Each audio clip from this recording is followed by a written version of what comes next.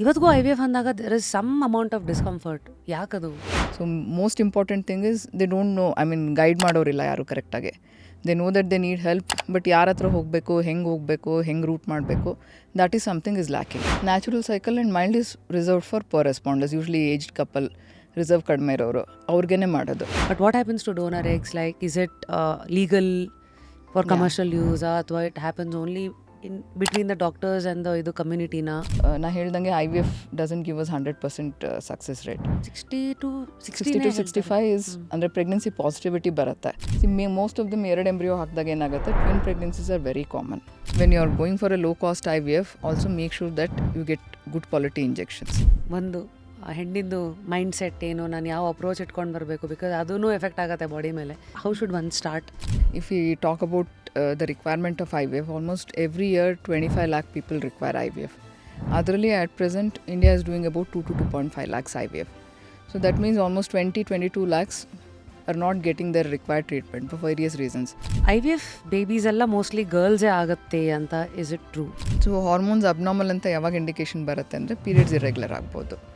So instead of 30 days cycle, if you're having 40 days 2-3 months cycle ಅಂದರೆ basically your hormones are not acting in the right proportion.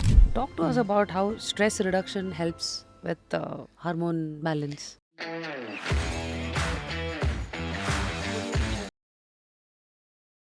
Today on Just Curious, it is nama Dr. Ashwini auru, Ashwini Sadashivan, senior fertility expert with 18 years, just 18 years, with Cloud9, as well as Santhathi anta, Santhathi Fertility anta, nimde adanta ಒಂದು Santhathi Fertility, it's a hospital. It's a clinic. Clinic. Yeah. And you're the founder. So, firstly, ma'am, welcome to Just Curious. Thank you, Rashmi. This will be the shortest introduction because I think there is so much to dive deep into your experience, ನಿಮ್ಮ knowledge that today the whole women community is looking forward to first. And ಜೊತೆಗೆ ಗಂಡು ಮಕ್ಕಳು ಹೆಣ್ಮಕ್ಳು ಎಲ್ಲರೂ ನೋಡ್ತಾರೆ. ಹೇಗಿದ್ದೀರಾ ma'am? ಎಲ್ಲಿಂದ ಬರ್ತಾ ಇದ್ದೀರಾ? I'm basically from Bengaluru only. So I'm glad that I'm with you and I'm waiting to meet you for so long. Rapid Rashmi ಅಂದರೆ ತುಂಬ ಕೇಳಿದ್ದೆ. I've never seen you. So just before coming here, I saw your podcast. Then I kind of got familiarized with you. So thank you. Nice to meet you in person too. Sure. Because our voice ಒಂದು ಇದಿರುತ್ತೆ. We don't know who is listening to us. Correct. And same I think is also the power knowledge has. Yeah. Knowledge always will attract ತುಂಬ ಜನಗಳನ್ನ. ಒಂದು identity ಕೆಲವು ಸತಿ ಬುಕ್ಕಿಂದ ಬರ್ಬೋದು, ಕೆಲವು ಸತಿ ಈ ಥರ ನಿಮ್ಗಳ ಪರಿಚಯದ ಮೂಲಕ, ನಿಮ್ಮ ಮೂಲಕ we are exploring the knowledge in you. So firstly, since you are fertility expert in 2025, IVF ಇಂದ ಶುರು ಮಾಡ್ತೀನಿ. ಎಲ್ಲರಿಗೂ IVFದು ಬೇಸಿಕ್ಸ್ ಗೊತ್ತು, ಅಂದರೆ ಇನ್ವೈಟ್ರೋ ಫರ್ಟಿಲೈಸೇಷನ್, ಅಂದರೆ ಟೆಕ್ನಾಲಜಿ ಅಷ್ಟು ಅಡ್ವಾನ್ಸ್ ಆಗಿದೆ. ಬಟ್ ಇವತ್ತಿಗೂ IVF ಅಂದಾಗ there is some amount of discomfort. ಯಾಕದು? IVF ಅಂದರೆ ಎಲ್ಲರಿಗೂ ಏನು ಇಂಪ್ರೆಷನ್ ಅಂದರೆ ಅದು last treatment. It's something very ಏನದು ಟೀಡಿಯಸ್, ಅಂದರೆ ಎಲ್ಲ ಪಕ್ಕದಲ್ಲಿ ಕೇಳ್ಕೊಂಡಿರ್ತಾರೆ, ಅಯ್ಯೋ ಅಷ್ಟೊಂದು ಇಂಜೆಕ್ಷನ್ಸ್ ತೊಗೋಬೇಕು, ಅಷ್ಟೊಂದು ರೆಸ್ಟ್ ತೊಗೋಬೇಕು, ಬೆಡ್ಡಿಂದ ಅಳ್ಳಾಡಂಗಿಲ್ಲ, ಹಾಗೆ ಹಿಂಗೆ. that kind of those kind of myths, no, it's deeply rooted in the community. So actually that is one of the hindrance. And the other thing is financial aspect also. It's compared to other things, it's a little expensive treatment. So by the time they plan, afford everything, it takes a little bit of time. So all this is basically hindrance. So most important thing is they don't know, guide ಮಾಡೋರಿಲ್ಲ ಯಾರು ಕರೆಕ್ಟಾಗಿ. They know that they need help, but ಯಾರ ಹತ್ರ ಹೋಗಬೇಕು, ಹೆಂಗೆ route ಮಾಡಬೇಕು, that is something is lacking. At least ಮೆಟ್ರೋಸಲ್ಲಿ ಪರವಾಗಿಲ್ಲ. See when they Google, you get everybody. If not you, they somebody else beside you. So they can literally shop ಮಾಡಿಕೊಂಡು they will finalise somebody and get it done. But Tier 2, Tier 3 cities-ಅಲ್ಲಿ it is still lacking. Rural part of Karnataka? Not even rural, even Tier 2 cities also, for that matter. They really don't know where to approach and how to approach. What are the things they need to know before going to a fertility clinic. So we've seen many patients 10 years, 15 years down the line, there's nothing stopping them, but they don't know where to go and what to get it done. So how do we help them from where to what? Firstly, ಎಲ್ಲಿ ಹೋಗಬೇಕು ಅನ್ನೋದರಲ್ಲೇ, ಯಾಕಂದರೆ somebody like me, ನೀವೇ ಹೇಳ್ದಂಗೆ ನಾನು ಬೆಂಗಳೂರು ಹುಡುಗಿಯಾಗಿ ನಮಗಿಲ್ಲಿ ಯಾಕೋ ಇತ್ತೀಚೆಗೆ I don't know how to put this, ಇವಾಗ IVF ಸೆಂಟರ್ಸ್ಗಳು ಎಷ್ಟು ಆಗ್ಬಿಟ್ಟಿದೆ ಅಂದರೆ ಪಾಪ್ಯುಲರ್ ಏರಿಯಾಸ್ಗಳಲ್ಲಿ ರೋಡಿಗೆ 4-5 ಇದೆ, which is a hard core truth. Bangalore itself has some more than 120 IVF centers for that matter. So ಅದೇ ಎಷ್ಟೊಂದು ಯಾಕೆ ಮಶ್ರೂಮ್ ಆಗಿದೆ ಅಂದರೆ some of it we know the answer, because ಇವತ್ತಿಂದು ಲೈಫ್ ಸ್ಟೈಲ್ ಇಶ್ಯೂಸ್ ಹಾಗಾಗಿದೆ. ಆಲ್ಸೋ ಹೆಣ್ಮಕ್ಳು they very career oriented, ಹಾಗಾಗಿ with so many things adding up ನಾವು 30+ pregnancies are very common today. But when it comes to ಈ Tier 2 ಅಂತ ಬಂದಾಗ ಒಂದು ಹುಡುಗಿ ಅಥವಾ ಒಂದು ಹೆಣ್ಣು, ಎಸ್ಪೆಷಲಿ ಈ ಥರ ವಿಚಾರಗಳು ಇವತ್ತಿಗೂ ಇಲ್ಲ ಅಮ್ಮಂಗೆ ಗೊತ್ತಿರುತ್ತೆ, ಇಲ್ಲಾಂದರೆ ಮನೆಯಲ್ಲಿರೋ ಅತ್ತೆ, ಇವರಿಬ್ಬರಿಗೆ they are the first options that they open up, you know conceive fertility issues ಅಂತೆಲ್ಲ ಬಂದಾಗ. So how should she assess, you know ನಾನು ಎಲ್ಲಿ ಹೋಗಬೇಕು, how to trust in doctor? See, Bangalore ಅಷ್ಟೊಂದು ಸೆಂಟರ್ಸ್ ಇದೆ, but when you go to the periphery you don't come across so many IVF centres there. So ಯಾವಾಗಲೂ ಅವ್ರದ್ದು first point of contact will be their family physician or their ಯಾರು family doctor ಅಂತ ಹೇಳ್ತೀವೋ ಅವ್ರ ಹತ್ರ ಹೋಗ್ತಾರೆ. At the most they may reach a gynaecologist. So basically it's the gynaecologist duty to assess if they can help out or if they need a fertility specialist to help them out. So it is their responsibility.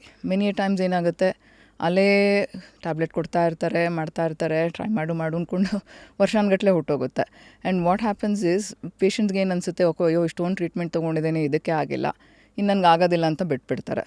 So basically what has to be done, it has to be done at the right point of time.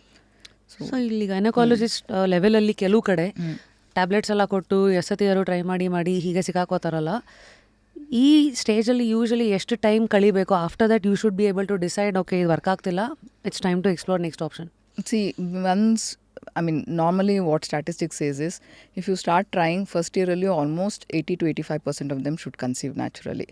So if they've not conceived after 1 year also, that is when, like, at least they should go and check. I don't say they should jump and take treatment, but at least they should go and check if there's any problem.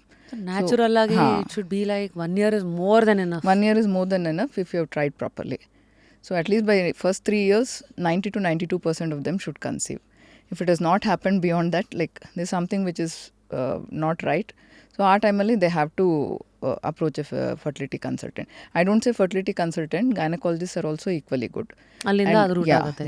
When ಅದೇ ಒಂದು ಇದು ಉಪಯೋಗಿಸಿದ್ರಿ trying properly ಅಂತ, because seldom we get to have these discussions out in the open. ಈಗ ಎಲ್ಲರೂ ಮದುವೆ ಆದ ಹೊಸದರಲ್ಲೇ good news ಯಾವಾಗ ಅಂತ ಕೇಳ್ತಾರೆ ಹೊರತು ಎಷ್ಟೋ ಹೆಣ್ಮಕ್ಳಿಗೆ ಅಥವಾ ಈವನ್ ಗಂಡು ಮಕ್ಕಳಿಗೇನೆ ಸೆಕ್ಸ್ ಎಜುಕೇಶನ್ ಇಲ್ಲ, ಹೆಂಗೆ ಟ್ರೈ ಮಾಡಬೇಕು ಗೊತ್ತಿಲ್ಲ. What is done for pleasure is different, what is done for having a family is different. I mean when you said a term, trying properly, what do you because first thing we miss it, even many of the doctors for that matter, adu eston jana they wouldn't have consummated only, andre intimate relations irodilla, so for whatever reason, but they keep on, I mean they are so hesitant to come out with that. They don't come out on their own, they just keep on changing doctors, ella treatment haakta irtare, tablet haakta irtare. So I mean I've had so many patients coming to me. The first thing we do is I do a vaginal checkup. So once you do it, you come to know whether they're trying, whether there is one sati vaginismus antirutte. They are so, that fear of having intercourse, no, that is so deep rooted in them. So they don't come up. They feel guilty about themselves. Okay, nange no problem with it. Many of them, they don't come up. When I do it, I know they have a problem. When I probe into them, they come out. Okay, I have this problem. Oh. So that is very important. You may not need medicines. You may not need IVF. You may not need IUI. All you need is proper counseling and proper therapy for them. So ಅಂದರೆ ಇಲ್ಲಿ first step ಎಷ್ಟೊಂದು ಜನ ಇಂಟರ್ಕೋರ್ಸೇ ಆಗಿರಲ್ಲ, doctor ಹತ್ರನೂ ಅದನ್ನ open ಮಾಡಲ್ಲ, ಹೇಳಲ್ಲ, and ಹಂಗೆ ಸುಮ್ಮನೆ ಫರ್ಟಿಲಿಟಿ ಟ್ರೀಟ್ಮೆಂಟ್ಸ್ ಅಂತ ಬ್ಲೈಂಡ್ ಆಗಿ ಶುರು ಆಗೋ ಎಷ್ಟೋ ಕೇಸಸ್ನ ನೀವು ನೋಡಿರೋದ್ರಿಂದ ತುಂಬ ಜನಕ್ಕೆ ನೋಡಿದ್ದೀನಿ. ಟ್ಯಾಬ್ಲೆಟ್ಸ್ ತೊಗೊಂಡಿರ್ತಾರೆ and they would have change at least 10 doctors. ಎಲ್ಲರೂ ಟ್ಯಾಬ್ಲೆಟ್ಸ್ ಕೊಡ್ತಾ ಇರ್ತಾರೆ, but nobody would have figured out that they are not trying properly. Tablet you mean I talking about folic tablet in the sense mild ovulation induction. That's the commonest thing we do. ಯಾವ tablet ಇದು? I mean there are so many of them. I'm just asking for curiosity so that people know what to do, what not to do. Clomiphene and ಬರುತ್ತೆ, letrozone. There are so many tablets which can induce ovulation basically. So ಮೊದಲೆಲ್ಲ ಆದರೆ I think ನಮ್ಮ ಅಜ್ಜಿ ತಾತಂದ್ರ ಕಾಲದಲ್ಲೆಲ್ಲ ಮಕ್ಕಳು ಆಗ್ತಿತ್ತಷ್ಟೇ, ಅಂದರೆ it was a very fertile time. ಎಲ್ಲ ನಮ್ಮ ಅಜ್ಜಿಗೆಲ್ಲ ಪ್ರಾಬ್ಲಮ್ ಇರ್ತಾ ಇತ್ತು, but then they wouldn't realise because like people use to start very early. See if I take my mother was 20-year-old when she conceived. Okay, ಇವಾಗ that shift is so much, we are not even thinking at 30, it's all going to 30, 32, 35. So that age makes a lot of difference. See, maximum fertility for a woman is at the age of like 23, 24, 25. After that, every year it keeps declining. ಎಷ್ಟು percentage? I mean, up to 30, it is not that much, but after 30, 35, it drastically dips down. Every year makes so much of difference. Every year any percentage ಇಷ್ಟು drip It's very difficult, but after 35, it happens drastically. So, ಸರಿ. So ಅವ್ರ ಕಾಲದಲ್ಲೆಲ್ಲ ಬಹುಶಃ ovulation ಅನ್ನೋ ಕಾನ್ಸೆಪ್ಟೇ ಇರಲಿಲ್ಲ. ಈಗ calendar ಇವತ್ತೆಲ್ಲ apps ಬಂದಿದೆ, ಇವು ಟ್ರ್ಯಾಕ್ಸ್ ಹೆಂಗೆ ನಿಮ್ಮ ಪೀರಿಯಡ್ ಯಾವಾಗ ಬಂತು ಮತ್ತು ಯಾವಾಗ ಓವ್ಯುಲೇಷನ್ ಪೀರಿಯಡ್ ಅಂತ. ವೈ ಐ ಆಸ್ಟ್ ಇವೆಲ್ಲ ಪ್ರಶ್ನೆಗಳಂದರೆ ಅಲ್ಲಿಂದ ಇಲ್ಲಿಗೆ ಬಂದಿರೋ ಜನ್ರೇಷನ್ಗೆ ಇವತ್ತಿಗೆ ಈ ಮೈಲ್ಡ್ ಓವ್ಯುಲೇಷನನ್ನು ಸ್ಟಿಮ್ಯುಲೇಟ್ ಮಾಡೋಕ್ಕೂ ಟ್ಯಾಬ್ಲೆಟ್ಸ್ವರೆಗೂ ಕೂಡ ಅಲ್ಲಿವರೆಗೂ ಬಂದಿದ್ದೀವಿ. ಸಿ ಇವಾಗಿನ ಜನ್ರೇಷನ್ ಏನಂದರೆ they time everything. Okay, to what extent ಅಂದರೆ I want delivery to happen in December, I want delivery to happen in January, ಆ ಥರ ಟೈಮ್ ಮಾಡ್ಕೊಂಡು ಹೋಗ್ತಾರೆ. And they don't have patience also. So when they want it, okay 9 months ಹಿಂದಿಂದ ಅಂದರೆ ಯಾವಾಗ I should start trying. So ಆ ಮಂತಲ್ಲಿ if I track the ovulation I will conceive. Those are the kind of, I mean everything has become so mechanical and so this thing, to that extent people plan there. So ಅದು ಹಂಗೆ ಆಗಲ್ಲ. So 18 yearsಲ್ಲಿ ನೀವು ನೋಡಿರ್ತೀರ the drastic shift in generation, the way they consume things, the way the information ಎಷ್ಟು available ಇದೆ ಆಚೆ ಕಡೆ ಪ್ರಪಂಚಕ್ಕೆ. So what you actually suggest? ಕೆಲವುದನ್ನ ಕೀಪ್ ಇಟ್ ಸಿಂಪಲ್ ಅಂತಾರಲ್ಲ. Keep it simple because like you can, I mean there is information, but ಅದ್ರಲ್ಲಿ ಯಾವ್ದು ತೊಗೋಬೇಕು ಯಾವ್ದು ತೊಗೋಬಾರ್ದು, you have to be selective in that. Okay, so ಇವಾಗ ಹೆಂಗೆ ಅಂದರೆ people will have three month cycles ಇರುತ್ತೆ. ಅಂದರೆ ಎವ್ರಿ ಮಂತ್ ಓವ್ಯುಲೇಷನ್ ಆದ್ರೇ ಪೀರಿಯಡ್ಸ್ ರೆಗ್ಯುಲರಾಗಿ ಬರೋದು. ಸೊ 2 months 3 months ಸೈಕಲ್ ಇದ್ದಾಗ obviously they are not ovulating. But they Google and they say okay calendar ಮಾಡಬೇಕು 15th day I should try. Where will it happen? It doesn't happen like that. So you're what only you take, seeing one part of it randomly and you're applying it to... You have to assimilate Google. You can't just take Google as it is. So that is one important thing. Okay. So with this background, you spoke about mild ovulation ಗೂ suggest ಮಾಡ್ತಿರ್ತೀವಿ. ಕೆಲವು ಸತಿ fertility treatment ಶುರುವಾಗೋ ಮುಂಚೆ ಆಗೋ ಎಲ್ಲ ಪ್ರಾಬ್ಲಮ್ಸ್ಗಳಿದು ಅಂತ. Accessing the couple, physical examination, ಅದಾದಮೇಲೆ main thing is we have to spend some time with them. See, they will not open as soon as we come and like question answers ಕೇಳ್ದಂಗೆ. I mean, that's what happens. You have to spend, I mean, their body language tells you. When they're little hesitant, little this thing, you know that there's something wrong.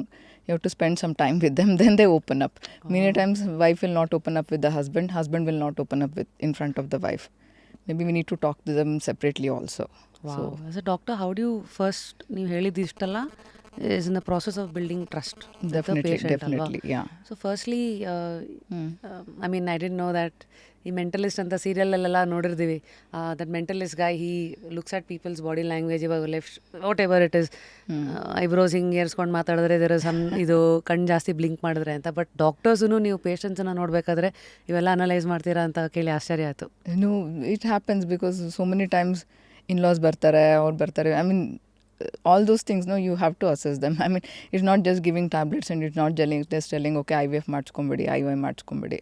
There's so many other aspects of it. Actually, like, counseling is a part of, it plays too much of role in that. They'll be going through so much of stress and all those.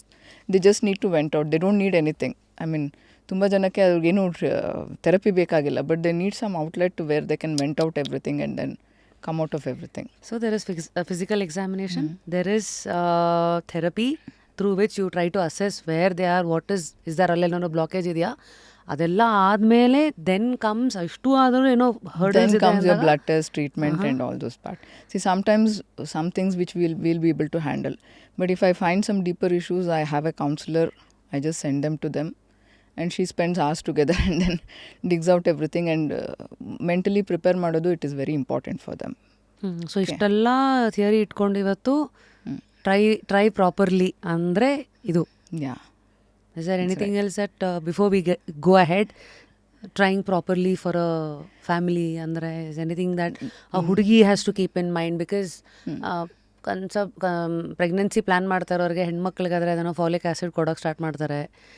ಅಥವಾ 6 months ಮುಂಚೆ weight lose ಮಾಡಿ smoking drinking ಎಲ್ಲ stop ಮಾಡಬೇಕಂತ ಇಬ್ಬರಿಗೂ ಹೇಳೋದು, ಇವೆಲ್ಲ ಎಲ್ಲರೂ ಕೇಳಿರ್ತಾರೆ. ಇದು ಬಿಟ್ಟು are there any simple things that people are failing to understand and follow? Simple things ಅಂದರೆ ದಟ್ಸ್ ವಾಟ್ ಲೈಕ್ ನೀವು ಹೇಳ್ದಂಗೆ weight loss pre conceptional counselling ಅಂತ ಹೇಳ್ತೀವಿ. Nowadays people are very knowledgeable. They come and just ask okay we are planning what are the things we should do, is there anything blood test ಏನಾದರೂ ಮಾಡಬೇಕಾ. So those things main thing ಏನಂದರೆ obesity ಇದ್ದರೆ there are multiple problems with it. So definitely weight reduction will help. Smoking cut down ಮಾಡಬೇಕು. So passive smoking also is equally harmful. Husband smoke ಮಾಡ್ತಾ ಇದ್ದಾರೆ, ಮನೇಲಿ wife ಇರುವಾಗ she also inhales the same smoke. Those kind of things. So and what do you say, childbirth and all, it's a natural process actually. So there's nothing too deep into it and all that. It's all about like whenever there is ovulation, whenever there is sperm, the pregnancy can happen. But attaching too much of scientific this thing into that, ಏನಾಗುತ್ತೆ, ನಾವು app ಇಟ್ಕೊಂಡು okay ಇವತ್ತು ovulation try ಮಾಡಬೇಕಂದ್ರೆ ಅವತ್ತು ಒಂದೇ ದಿನ try ಮಾಡೋಕ್ಕಾಗಲ್ಲ. They will be under so much of stress, they will not be able to perform at all. So I think we should get out of all that. ಅಷ್ಟೊಂದು timed childbearing should not be there. It's a natural process, allow it to happen naturally. So ಇದು ಹೆಂಗಾಯ್ತು ಅಂದರೆ, ಮೊದಲು ಒಂದು ನೀರನ್ನು ಆರಾಮಾಗಿ ಹಿಂಗೆ ಹಿಡ್ಕೊಂಡು ನೋಡೋಕ್ಕೂ ಅದು ಹಿಂಗೆ ಹಿಡ್ಕೊಂಡು ಜಾಸ್ತಿ ಹಿಂಸೆ ಮಾಡಿದಷ್ಟು. ಹೌದು, that happens many times. App ಇಟ್ಕೊಂಡು ಮಾಡ್ತಾ ಇರ್ತಾರೆ, ಅವತ್ತು ಒಂದಿನ ಬಿಟ್ಟು ಮಿಕ್ಕಿ ದಿನ ಯಾವಾಗ ಬೇಕಾದರೂ ಟ್ರೈ ಮಾಡ್ತಾರೆ. So that add so much to the stress. We underestimate all those things. So ನಾವು ವಿತ್ ಈ ಒಂದು foundation, firstly thanks for throwing some light on ಈ ಥರ ಎಲ್ಲ ವಿಚಾರಗಳು. ಬಿಕಾಸ್ ನಾವು ನಾರ್ಮಲಾಗಿ ಇದೆಲ್ಲ ಮರೆತುಬಿಟ್ಟು ಡೈರೆಕ್ಟಾಗಿ ABC ಮಾಡದೆ ಕೆಲವು ಸತಿ EFG ಹೊರಟೋಗ್ಬಿಟ್ಟಿರ್ತೀವಿ. ಸೊ ಫರ್ಟಿಲಿಟಿ ಅಂತ ಬಂದಾಗ ನಾವು ಒನ್ಸ್ ನ್ಯಾಚುರಲಿ ಏನೂ ಆಗಲ್ಲ, for whatever reason IVF ಕಡೆಗೆ ತಿರ್ಕೊಳ್ಳೇಬೇಕು ಅಂತ ಬಂದಾಗ, today everybody is more aware of IVF. ಅದರಲ್ಲೂ natural cycle IVF, mild stimulation IVF, ಮತ್ತು ಇದಕ್ಕೂ ಮುಂಚೆ IVM ಅಂತ ಇನ್ವೈಟ್ರೋ ಮೆಚುರೇಷನ್ ಬಗ್ಗೆ ನಾನು ಓದಿದಾಗ ನನಗೆ ಅರ್ಥ ಆಗಿದ್ದು, ನ್ಯಾಚುರಲ್ ಸೈಕಲ್ IVFಲ್ಲಿ ಯಾವುದು ಫರ್ಟಿಲಿಟಿ ಡ್ರಗ್ ಕೊಡಲ್ಲ. ಒಂದು ಎಗ್ ಒಂದು ತಿಂಗಳು ಒಂದು ಎಗ್ ರಿಲೀಸ್ ಆಗುತ್ತೆ, ಅದರಲ್ಲೇ ಅದನ್ನು ಎಗ್ಗನ್ನು ಪ್ರೊಕ್ಯೂರ್ ಮಾಡಿ they mix the sperm and then it is the conventional IVF ಏನು ಪ್ರೊಸೀಜರ್ ಇರ್ತೋ that is followed. Next mild stimulation ಅಂದರೆ there is some fertility drug which is induce, so that ಒಂದು egg ಬರೋ ಜಾಗದಲ್ಲಿ ಹೆಚ್ಚು ಎಗ್ಸ್ ಬರುತ್ತೆ. And ಅದನ್ನು ಆಚೆಗೆ ತೆಗೆದು ಆ ಟ್ರೇನಲ್ಲಿ ಗ್ಲಾಸ್ ಇದರಲ್ಲಿ they again culture that and ಆ ಎಂಬ್ರಿಯೋನ ಅಗೇನ್ ದೇ ವಿಲ್ ಇಂಜೆಕ್ಟ್ ಅಲ್ವಾ. This is mild stimulation.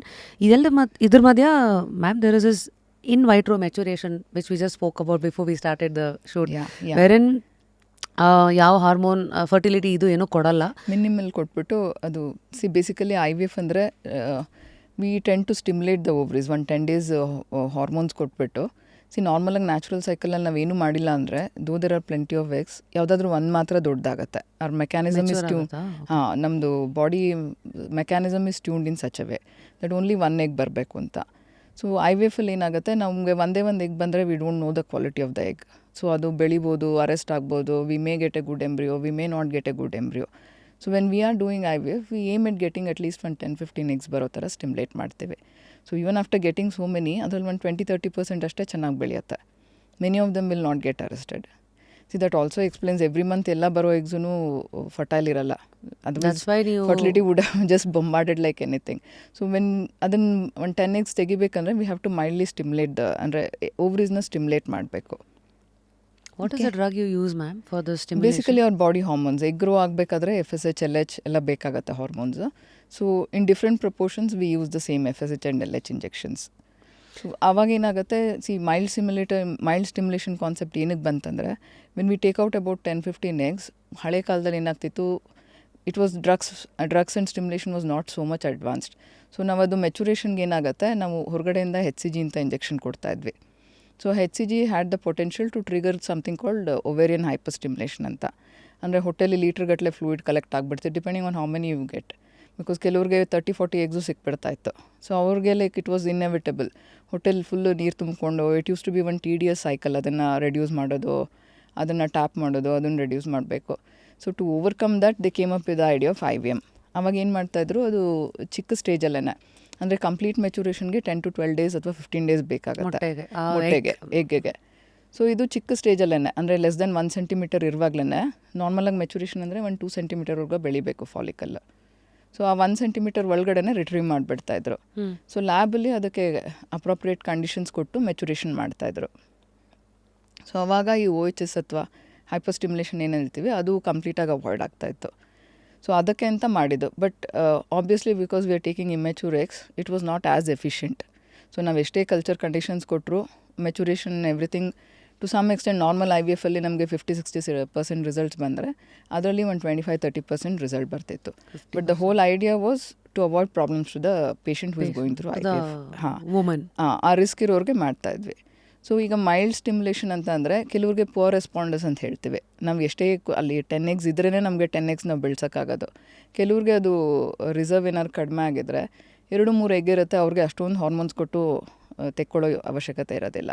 So minimal injections ಕೊಟ್ಬಿಟ್ಟು we take out whatever 2-3 are growing we take them out. ಅದು ಮೈಲ್ಡ್ ಸ್ಟಿಮ್ಯುಲೇಷನ್. ಸೊ ಕೆಲವ್ರಿಗೆ ಇನ್ನೂ compromise ಆಗಿತ್ತು ಅಂದರೆ we do natural cycle IVF also. But then natural cycle mild stimulation ಎಲ್ಲ usually like ಸ್ವಲ್ಪ suboptimal. They are only reserve for patients who are like poor responders. Poor responders ಅಂದರೆ otherwise also they are not going to get too many eggs. So ಅವ್ರಿಗೆ instead of bombarding them with hormones we mildly stimulate that and then ಅದರಿಂದ we try to get a good pregnancy out of it. ಎಲ್ಲದಕ್ಕೆ age limit ಇದೆಯಾ? For example natural cycle ಅನ್ನೋದಕ್ಕೆ eggs follicles ಎಷ್ಟಿರುತ್ತೋ ಅದ್ರ ಮೇಲೆ dependent. Natural cycle and mild is reserved for poor responders, usually aged couple, reserve ಕಡಿಮೆ ಇರೋರು ಅವ್ರಿಗೇನೆ ಮಾಡೋದು. For normal couple in this case would be 35+ ಅಥವಾ ಇನ್ನೂ ನಾಟ್ 35 ಅಂದರೆ ರಿಸರ್ವ್ ಅಸೆಸ್ ಮಾಡ್ತೀವಿ. There are some blood test to assess the reserve. ಒಂದು ಸ್ಕ್ಯಾನಲ್ಲಿ ಅದು ಆ್ಯಂಟಲ್ ಫಾಲಿಕಲ್ ಕೌಂಟನ್ನು ನೋಡ್ಕೋತೀವಿ, ಅಂದರೆ ಎಗ್ ಕೌಂಟ್ ಎಷ್ಟಿದೆ ಅಂತ. ನಮ್ಗೆ ಎಷ್ಟು ಕಾಣಿಸುತ್ತೋ ಅದನ್ನು ಮಾತ್ರ ನಾವು ಸ್ಟಿಮ್ಯುಲೇಟ್ ಮಾಡೋಕ್ಕಾಗೋದು. ಸೊ ನಾರ್ಮಲಾಗಿ ಒಂದು 10 ಇರುತ್ತೆ 2 ಓವ್ರೀಸಲ್ಲೂ. So when it is something like 2 or 1, 2, 3 in each ovary we not going to get ಎಷ್ಟೇ ಇಂಜೆಕ್ಷನ್ಸ್ ಕೊಟ್ಟರು in those 2-3 only will be getting. So ಅಂಥವ್ರಿಗೆ ಮೈಲ್ಡ್ ಅಥವಾ ನ್ಯಾಚುರಲ್ ಸೈಕಲ್ ಯೂಸ್ ಮಾಡ್ತೀವಿ.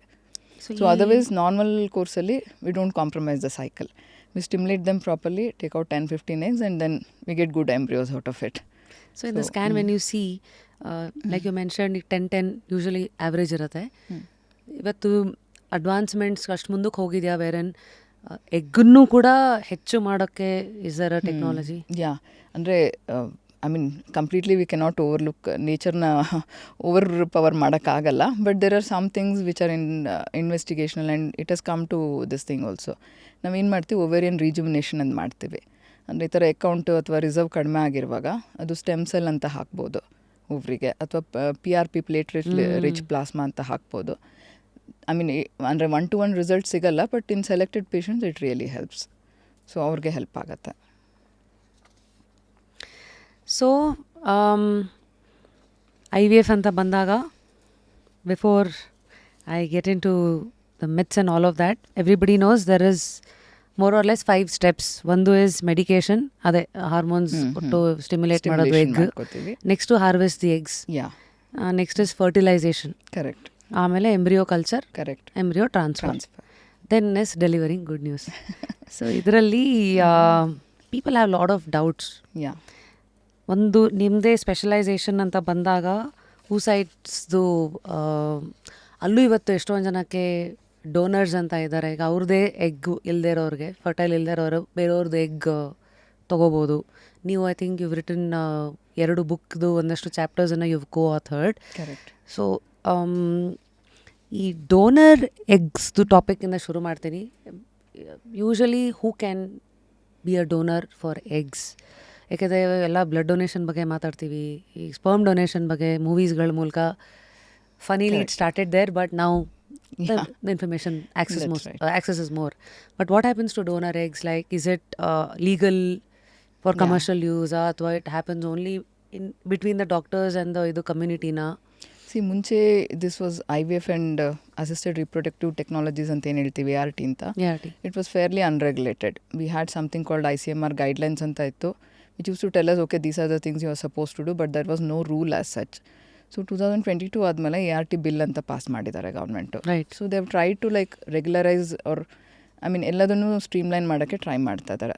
ನಾವು all the IUI clinics, all the IVF clinics have to get registered with the government. And they're in the process of getting a national registry also. ಅಂದರೆ like all patient ನೀವು ಏನೇನು treatment ಮಾಡ್ತೀರಾ ಅವ್ರದ್ದು outcome process everything should go to the government. ಆ ಥರ this uh national registry. It's still in the process. It takes a lot of ಅದಕ್ಕೆ ತುಂಬ ಕಷ್ಟಪಡಬೇಕಾಗತ್ತೆ. But then it is in the process and sooner or later it will be realised. So as per this ART bill, donor egg ಅಂದರೆ there are some donor banks, ಅಂದರೆ registered banks ಇರುತ್ತೆ, government certified. So they have specific guidelines. ಇದನ್ನು maintain ಮಾಡಬೇಕು, ಈ ಥರ ಮಾಡಬೇಕು, ಏನೇನು facilities ಇರಬೇಕು, ಯಾರ್ಯಾರಲ್ಲಿ ಕೂತ್ಕೋಬೇಕು, ಕೌನ್ಸಿಲರ್ ಇರಬೇಕು, ಗೈನಕಾಲಜಿಸ್ಟ್ ಇರಬೇಕು. ಸೊ ಆ ಥರ ಎಲ್ಲ ಪ್ರೊವೈಡ್ ಮಾಡಿರೋರು ಅಪ್ಲೈ ಮಾಡಿ ಅವರು ಲೈಸೆನ್ಸ್ ತೊಗೋಬೋದು. ART ಡೋನರ್ ಬ್ಯಾಂಕ್ಸ್ ಅಂತ ಇರುತ್ತೆ. ಸ್ಪರ್ಮ್ ಬ್ಯಾಂಕಿಗೆ ಡಿಫ್ರೆಂಟ್ ಲೈಸೆನ್ಸ್ ಇರುತ್ತೆ. ಎಗ್ ಬ್ಯಾಂಕ್ ಅಥವಾ ಊಸೈಡ್ ಬ್ಯಾಂಕಿಗೆ ಏನಿದೆಯೋ ಅದಕ್ಕೆ ಸೆಪ್ರೇಟ್ ಲೈಸೆನ್ಸ್ ಇರುತ್ತೆ. So we can procure donors from those banks only.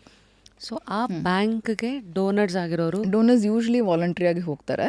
Anybody in the age group of 23 years to 35 years who is married and who has a child can go and donate. Only who is married? Yeah, only who is married. And who has a child? Who has a child. Okay. Oh, so basically if I have to be an egg donor, I should be married and I have a child, and I come under the watch of the government. ಹಾಂ, and there are guidelines. ಒಂದೇ ಸತಿ life ಟೈಮಲ್ಲಿ ಒಂದೇ ಸತಿ donate ಮಾಡಬೇಕು ಅಂತ. C I mean though it should not happen, but ಏನಾಗ್ತಾಯಿತ್ತು ಮುಂಚೆ, they donors basically they are like they get some financial aid. So that's the reason they go and donate. ದುಡ್ಡುಗೋಸ್ಕರ. ಹಾಂ, ಅಂದರೆ nobody would do altruistically because everybody is scared of the procedure and all. But most of them they get some financial aid ಅಂತ ಹೋಗ್ಕೊಡ್ತಾರೆ. But that used to happen so often that ಇಲ್ಲಿ ಒಂದು central ಕೊಡೋರು, ಮತ್ತೆ 3 months ಬಿಟ್ಟು ಇನ್ನೊಂದು central ಕೊಡೋರು. So they use to be like ಒಂದು ಫ್ಯಾಕ್ಟ್ರಿ ಥರ. It is very, I mean they don't know the consequences of those things. So health ಮೇಲೆ, ಹಾಂ, ರಿಪ್ರೊಡಕ್ಟಿವ್ ಹೆಲ್ತ್ ಮೇಲೆ especially. Reproductive health also, and every 3 months if they are taking hormones and going through procedures of retrieval and all, they can it can endanger their lives also. So ಅದನ್ನು ಎಲ್ಲ regulate ಮಾಡೋದಕ್ಕೆ it's like one donor can donate only once. It's all Aadhaar linked. ಅದು ನಾಳೆ ಹೋಗಿ ಯಾವುದೇ ಸೆಂಟ್ರಲ್ಲಿ donate ಮಾಡಿದ್ರು ಅದು ಗೊತ್ತಾಗತ್ತೆ ಆ ಥರ. So these are all in the process. But I mean ಅಷ್ಟು ಫುಲ್ ಪ್ರೂಫ್ ಆಗಿ ಇನ್ನೂ ಇಂಪ್ಲಿಮೆಂಟ್ ಆಗಿಲ್ಲ. But we have to maintain all that. At once ನಾನು ಎಷ್ಟು ಎಗ್ಸ್ ಡೊನೇಟ್ ಮಾಡ್ಬೋದು?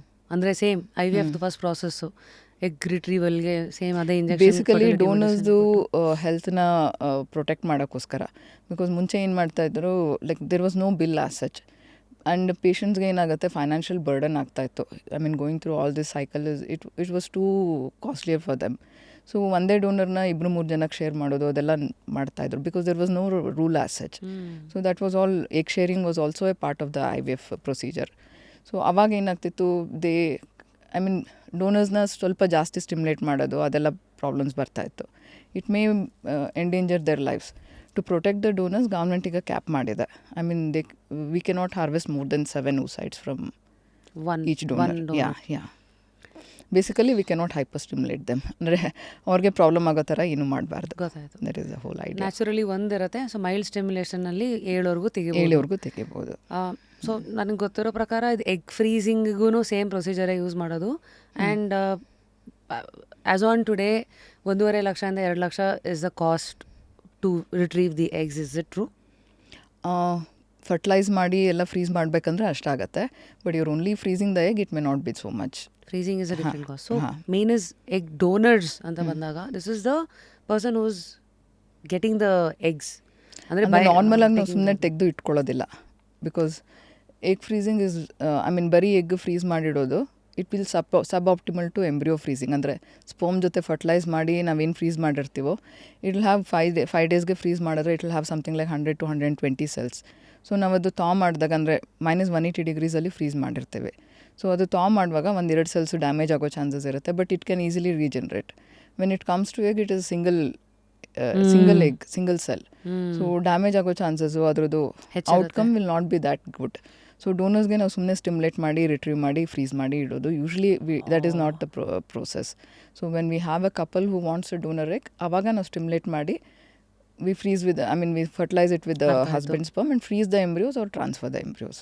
So ಇಲ್ಲಿ there are 3 things. ಒಂದು is suppose a young ಹುಡುಗಿ ಕರಿಯರ್ ಓರಿಯೆಂಟೆಡ್, ನನಗೆ 20ನೇ ವಯಸ್ಸಲ್ಲಿ ನನ್ನ ಮಕ್ಕಳಾಕೆ ಇಷ್ಟ ಇಲ್ಲ, ಅಥವಾ 30-35 ಆದಮೇಲೂ ಮಾಡ್ಕೋಬೇಕು, ಒಂದೇ ಎಗ್ ಉಪಯೋಗಿಸ್ಕೊಂಡು ಅನ್ನೋರು ಎಗ್ ಫ್ರೀಸಿಂಗಿಗೆ ಹೋಗ್ಬೋದು. ಅದು ಫರ್ಟಿಲಿಟಿ ಪ್ರಿಸರ್ವೇಷನ್ ಅಂತ ಹೇಳ್ತೀವಿ.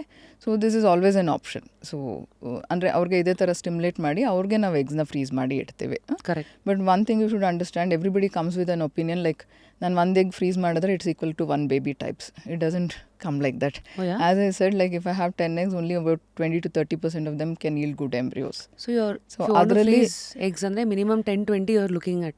10-20, that depends on what age they decide to freeze. Because many of them come at 35-36 when they know that, okay, they're almost nearing their perimenopausal stage and we have to freeze ಅಂತ. ಆವಾಗ ನಾವು stimulate ಮಾಡಿದ್ರೆ ಅಷ್ಟೊಂದು ಸಿಗೋದಿಲ್ಲ. So it is better you think about it a little earlier. So let's say somebody who's now in their early 20s, 23 to 30 ನೋಡ್ತಾ ಇದ್ದಾರೆ ಈಗ 23 to 30 age ಗ್ರೂಪಲ್ಲಿರೋ ಹೆಣ್ಮಕ್ಳು who are so aware today, who has access to technology and money. See, what we do is first to assess ಮಾಡ್ತೀವಿ ಫರ್ಟಿಲಿಟಿನ. ಅಂದರೆ egg reserve ಎಷ್ಟಿದೆ ಅಂತ. There are some hormone test which tell us like how is your fertility, how long it may last ಆ ಥರ. So there is some one particular blood test called AMH. So it will tell us exactly where do you stand anta. So usually 23-24 andre AMH will be, normal AMH is anything between 2 to 3 nanograms irutte. So if you're somewhere around that, you don't have to panic and then do it.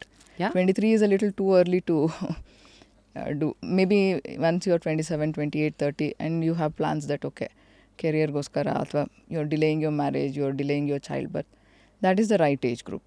Okay. ಅರ್ಥ ಆಯಿತು. Yeah. And so first is ಈ ಕ್ಯಾಟಗರಿನಲ್ಲಿರೋರು egg ಫ್ರೀಸಿಂಗ್ನ ಉಪಯೋಗಿಸ್ಬೋದು. Second ಅಂತ ಬಂದರೆ ಈ fertility ಅಥವಾ ಮದರ್ಹುಡ್ನ ನೋಡ್ತಾ ಇರೋರಿಗೆ ಫ್ರೀಸಿಂಗ್ ಆ್ಯಂಡ್ ಸೆಪ್ರೇಟಾಗಿ ಮಾಡಿ ಇಡಲ್ಲ. ಫ್ರೀಸಿಂಗ್ ಎಗ್ ತೆಗೆದ ತಕ್ಷಣ ಇಮಿಡಿಯೇಟಾಗಿ ಅದು ಕಲ್ಚರ್ ಆಗಬೇಕು. ಎಂಬ್ರಿಯೋನ ಬೇಕಾದ್ರೆ ಫ್ರೀಸ್ ಮಾಡ್ಬೋದು, but not the egg also we can do. It is suboptimal. ಅಂದರೆ ಸ್ಪೇರಿಂಗ್ ಅಂದರೆ ಈಗ ಸಪೋಸ್ ತುಂಬ ಕಡಿಮೆ, ಐ ಮೀನ್ ಹಸ್ಬೆಂಡ್ ಸ್ಯಾಂಪಲ್ ಕೊಡೋಕ್ಕಾಗಿರೋದಿಲ್ಲ. Once we take out the egg, within 2-3 hours we have to inject the sperm, otherwise it starts aging. So ಏನಾದರೂ husband ಅವತ್ತು sample ಕೊಡೋಕ್ಕಾಗಲಿಲ್ಲ ಅಥವಾ ಅವತ್ತಿನ ಸ್ಯಾಂಪಲ್ ಚೆನ್ನಾಗಿರಲಿಲ್ಲ, ಸೊ ಅವ್ರು ಮತ್ತೆ ಇನ್ನೊಂದು ಸತಿ ಟ್ರೈ ಮಾಡ್ತೀನಿ. ಆ ಥರ ಸ್ಪೆಷಲ್ ಸರ್ಕಮ್ಸ್ಟೆನ್ಸಲ್ಲಿ we do freeze eggs. I am not telling that we don't do it, but given an option embryo freezing is always better than egg freezing. ಅರ್ಥ ಆಯ್ತು. Suppose if there's a couple who wants to delay their fertility, we don't advise them to freeze the eggs. We advise them to freeze the embryos as such. So ನೀವು ಅವ್ರದ್ದು egg ಮತ್ತು ಈ ಕಡೆ sperm ಎಲ್ಲ ತೊಗೊಂಡು culture ಮಾಡಿ ಎಂಬ್ರಿಯೋನ freeze ಮಾಡಿಬಿಡ್ತೀರಾ. ಸೊ ಬೆನ್ ಟೋಲ್ಡ್ ಎಂಬ್ರಿಯೋ ಫ್ರೀಸಿಂಗಲ್ಲಿ 10 ವರ್ಷ ಇಡ್ಬೋದಾ? ಆಸ್ ಆಫ್ ನಾವು 5 years ಆಸ್ ಪರ್ ಇದು, ಬಟ್ ಫರ್ಟಿಲಿಟಿ ಪ್ರಿಸರ್ವೇಷನ್ಗೆ they can delay it. So ಈ ಸ್ಟೇಜಿಂದ ಮುಂದೆ IVF ಅಂತ other reason where we do it is cancer ಟ್ರೀಟ್ಮೆಂಟ್ಗೆ ಹೋಗ್ತಾರಲ್ಲ. See many of them, especially the breast cancer patients, we are seeing very, I mean nowadays ಎಲ್ಲ young ಪೇಷಂಟ್ಸ್ಗೂ breast cancer ಬರ್ತಾ ಇದೆ. ಸೊ ಅವ್ರಿಗೆ ಯೂಶ್ವಲಿ ಸರ್ಜರಿ ಆದಮೇಲೆ chemotherapy ಕೊಡ್ತಾರೆ. So ಈ ಕೀಮೊಥೆರಪಿ ಏನಾಗುತ್ತೆ, ಯಾವುದೇ ಫಾಸ್ಟ್ ಡಿವೈಡಿಂಗ್ ಸೆಲ್ಸ್ ಇರುತ್ತೋ ಅದು ಬಾಡಿಯಲ್ಲೇ ಅದ್ರ ಮೇಲೆ ಆ್ಯಕ್ಟ್ ಆಗುತ್ತೆ. So basically this ovarian tissue, ಇದು ಎಗ್ಸ್ ಎಲ್ಲ ಇದೆಯಲ್ಲ, they are also like come under the same category. So it invariably goes and affects the egg quality and the ovarian reserve also. So ಅವ್ರಿಗೆ ಏನು ಮಾಡ್ತೀವಿ, surgery ಆದಮೇಲೆ ಒಂದು 10-15 days time ಇರುತ್ತೆ. ಆ ಟೈಮಲ್ಲಿ ಇದು ಸ್ಟಿಮ್ಯುಲೇಟ್ ಮಾಡಿ we freeze the oocytes or embryos, then they can go ahead with the chemotherapy. So these are complicated cases like the life-threatening terminal. Yeah, IVF, yeah, some of them need it very badly. For example, I'll tell you 2 cases which I've come across. One is a patient with thalassemia major. She's a Maldivian patient. So thalassemia major ಅಂದರೆ blood cells ತುಂಬ ಬೇಗ destroy ಆಗ್ತಾ ಇರುತ್ತೆ. So literally every 2-3 weeks they have to take blood transfusion. That is the case. So ಹಳೆ ಕಾಲದಲ್ಲಿ most of them would not survive beyond 10 years. But now things are so advanced because every time blood transfusion ಆದಾಗ iron deposit ಆಗ್ತಾ ಹೋಗುತ್ತೆ. So ಅದು iron deposit ಆಗದೆ ಇರೋ ಥರ they have to be on continuous treatment. It's a little complicated. But now most of them survive into adulthood. 25, 30, 40 years also they survive if they're well managed. So this was one young lady who is very well read, very knowledgeable. Okay. So ಮುಂಚೆ she had one IVF in Malaysia. ಅದೇನಾಗುತ್ತೆ, iron deposit ಎಲ್ಲ ಟಿಶ್ಯೂಸಲ್ಲೂ ಆಗುತ್ತೆ basically. So ovaries also to some extent will get damaged.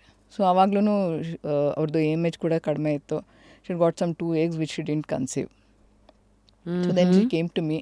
I said, you are going through so much, you really want to consider all this. So she said, no, I mean, you should see the kind of motivation she had. She got me this many bunch of papers. She said, these are the papers I have read. I want you to treat me. Wow. Then R&D our level. R&D our level, she has done so much. And she's a very well-read and very knowledgeable patient. And she was so prompt with her iron chelation, everything. So she had managed her thalassemia very well. Okay. So initially during childhood, her parents had not managed it well. But once she started taking care, she had done it very well. Then when we did IVF also, we got very few sites, something like 2 or 3. She didn't conceive in the first attempt. Then she didn't give up. She's like, no, I want to try once more. So we started her on some adjuvants. After 6 months, she came. Luckily, this time we got some 8 to 9 eggs and ಅದರಲ್ಲಿ 2 transfer ಮಾಡಿದ್ವಿ. She conceived twins. ಒಂದು grow ಆಗಲಿಲ್ಲ. But that one healthy baby she delivered. So that is like, I mean, that was really challenging for us. It was like, it was her persistence and our team which could make a difference in her life. She still has embryos. She has to come. She's planning to come for the second one as well. Yeah. So ಈ ಥರ complicated ಕೇಸಸಲ್ಲಿ you have had these kind of ಏನಂತೀರ crazy explorations. Yeah, because motherhood is such a this thing, no? They marry everything and it's something like they go through stigma everywhere. Even though they have to go through so much of hardships, people do want to experience all that. So otherwise they've been told that their life is not complete. People avoid going to functions. Our keltare, iur keltare, id ಮಾಡ್ತಾರೆ. We stopped going to all functions, madam anta. I mean, that's silly, but then that is what they go through. We'll not be able to understand what they're going through. Absolutely. So but probably we can that's help something, them educate yeah, also, that's something which makes them become so persistent. See, we had another lady who had renal failure at a very early age. In her, she was 27 or 28. She had renal failure and there was no way she was going to carry a pregnancy. So she also, like, we could retrieve her eggs and we could get 2 embryos out of it. And luckily her sister agreed to be a surrogate, her own sister. So we had to transfer it to her and she went through a uneventful pregnancy.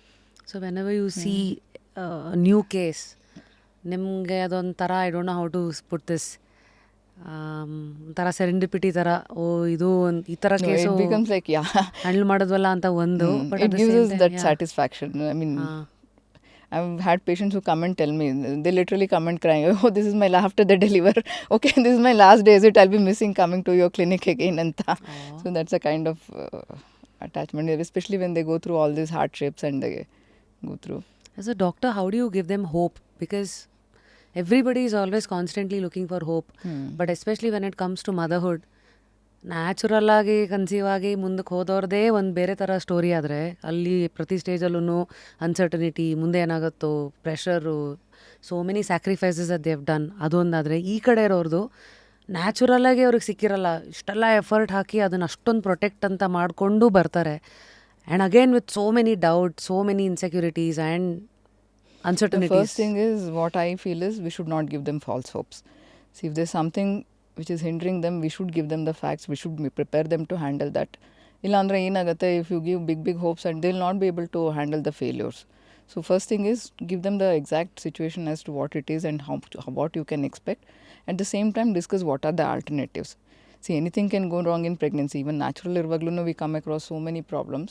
So when they're going through some difficult phase, we should be able to give them, okay, this is something which you should expect and this is something which you should be ready to face. So they're mentally more prepared and we can sail through the pregnancy more easily. So usually IVF ಅಲ್ಲಿ ಬಂದಾಗ I have heard couple of doctors say complications ಅಂತ ಬಂದಾಗ there could be thyroid issues, there could be BP, there could be ಈ ಥರ any complications can happen ಅಂತ ಒಂದು disclaimer ಅಂತ ಇದ್ದೇ ಇರುತ್ತೆ. But how do you look at these disclaimers and then how do you handle ನಿಮ್ಮ patients who come with hope? The most important thing is anticipation. See, when you're doing something, you should anticipate, okay, this patient can end up with this problem. So that is something which is very important. See, most important thing ಏನಂದ್ರೆ ಇವಾಗ ನಾ ಹೇಳ್ದಂಗೆ IVF doesn't give us 100% success rate. 60 to 65 is ಅಂದರೆ pregnancy positivity ಬರುತ್ತೆ. But there may be abortions, there could be other losses. Actually, live birth rate is something like 50%. So whatever said and done, 50% of the couple will not be able to take a baby home in the first cycle. So when that is the case, like you should not give them false hopes. The other thing, to overcome that, we end up putting 2 embryos. I mean, ಎರಡಕ್ಕಿಂತ ಜಾಸ್ತಿ usually ಹಾಕೋದಿಲ್ಲ. Government has also put a cap on that because more the number of embryos you transfer, higher order multiple pregnancy ಆಗ್ಬೋದು, triplets, quadruplets, they are all more riskier. So usually we limit it to 2, especially, I mean, in other special circumstances, we can go to 3 also. But very rarely we have ended up with single embryo or 2 embryo. See, most of them ಎರಡು embryo ಹಾಕಿದಾಗ ಏನಾಗುತ್ತೆ, twin pregnancies are very common. Even till today? Even in 2025? Patients think that, okay, I'm going through so much, once for all, let me have twins. That is the kind of mentality.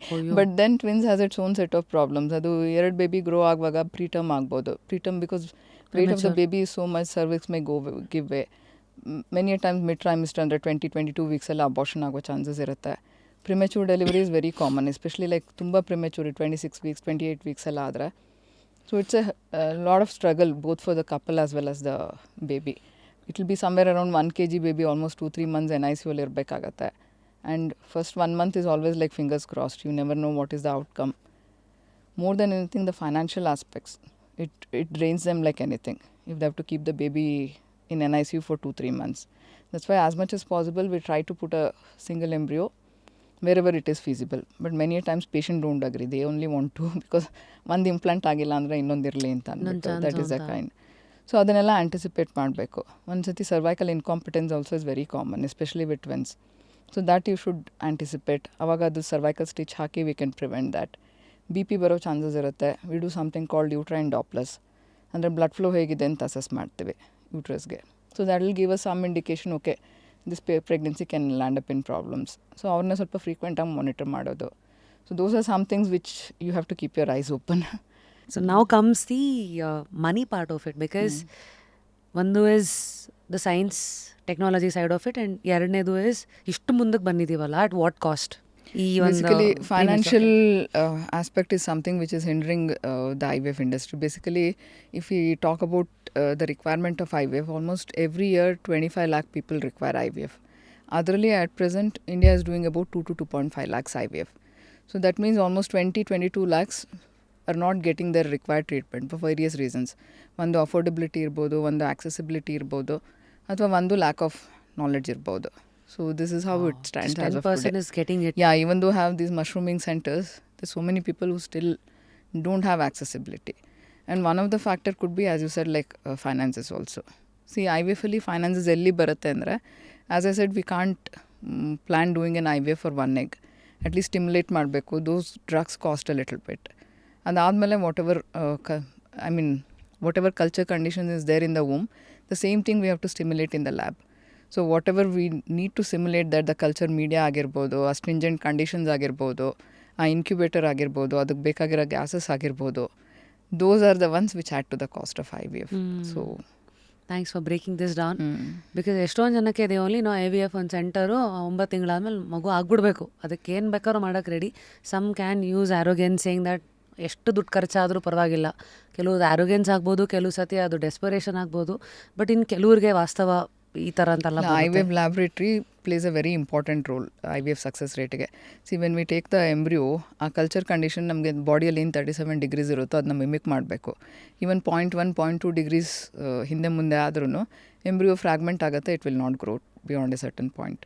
So that's the kind of stringent conditions we have to maintain. Plus as you know, ಎಲ್ಲೂ ಏನೂ breakage ಆಗಬಾರ್ದು. We should maintain the power, we should maintain the gases, we should maintain everything. So ಆ embryologist skillful ಆಗಿರಬೇಕು. When they are injecting, there is a technique that they should follow.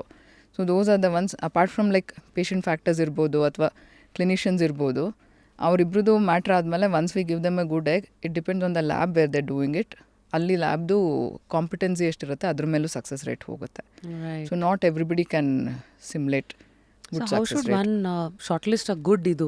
For example everybody has their own indications. ಈಗ gold ಅಂತ ನೋಡಿದ್ರೆ hallmark ಇದೆ, ನೀವು ಬೇರೆ ಇದೆ doctors ಇದಂತ. It's a very good point you brought it out, because most of them hear and say, okay friend ಮಾಡಿಸ್ಕೊಂಡ್ರು, ಅವ್ರ ಸಕ್ಸಸ್ ಆಯಿತು, that's how they go and do it. ಅಥವಾ ಮೇ ಬಿ ರಿವ್ಯೂಸ್ ನೋಡ್ತಾರೆ, okay they have got a good review, will go there ಅಂತ. But when it comes to western countries, they maintain transparency there. ನಾ ಹೇಳ್ದಂಗೆ IVF registry maintain ಆಗುತ್ತೆ. Each ಸೆಂಟರ್ದು statistics display ಆಗುತ್ತೆ. Anybody on the country can have access to that. So ಎಷ್ಟು cycles ಮಾಡಿದ್ದಾರೆ, ಯಾವ age ಗ್ರೂಪಲ್ಲಿ ಮಾಡಿದ್ದಾರೆ, what was the reserve and how good is the success rate. Including age breakup ಇರುತ್ತೆ. Less than 30 years, less than 35 years, 40 years, 40 to 45 years.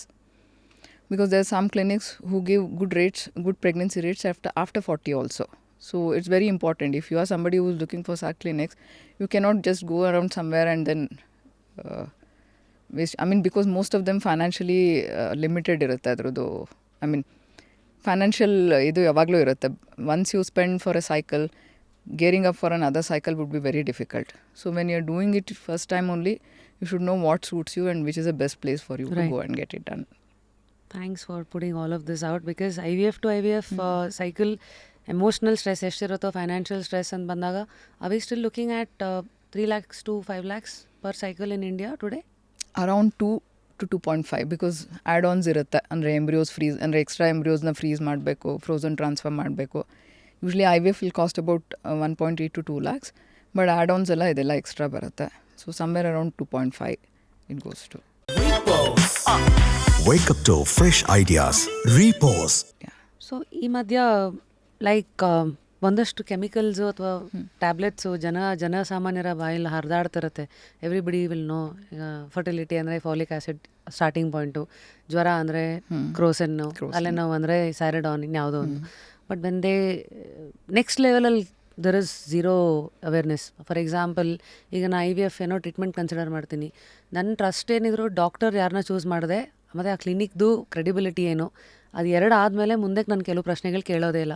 ಈಗ ಉದಾಹರಣೆಗೆ fertility medicine ಅಂದರೆ ನಾನು ಯಾವ ಬ್ರ್ಯಾಂಡ್ ಟ್ರಸ್ಟ್ ಮಾಡಬೇಕು, ಏನು ಒಳಗೆ ಹೋಗ್ತಾ ಇದೆ, because somewhere that also adds to the cost ಅಲ್ವಾ. So what is the question ಏನಾಗುತ್ತೆ, many people only look at the cost because there are centers who make it as an IVF package ಅಂತ ಮಾಡಿಬಿಟ್ಟು they may cut down the cost. But ನಾ ಹೇಳ್ದಂಗೆ what ever injections we use ಅಲ್ಲ, recombinant injections ಇರುತ್ತೆ, urinary injections ಇರುತ್ತೆ.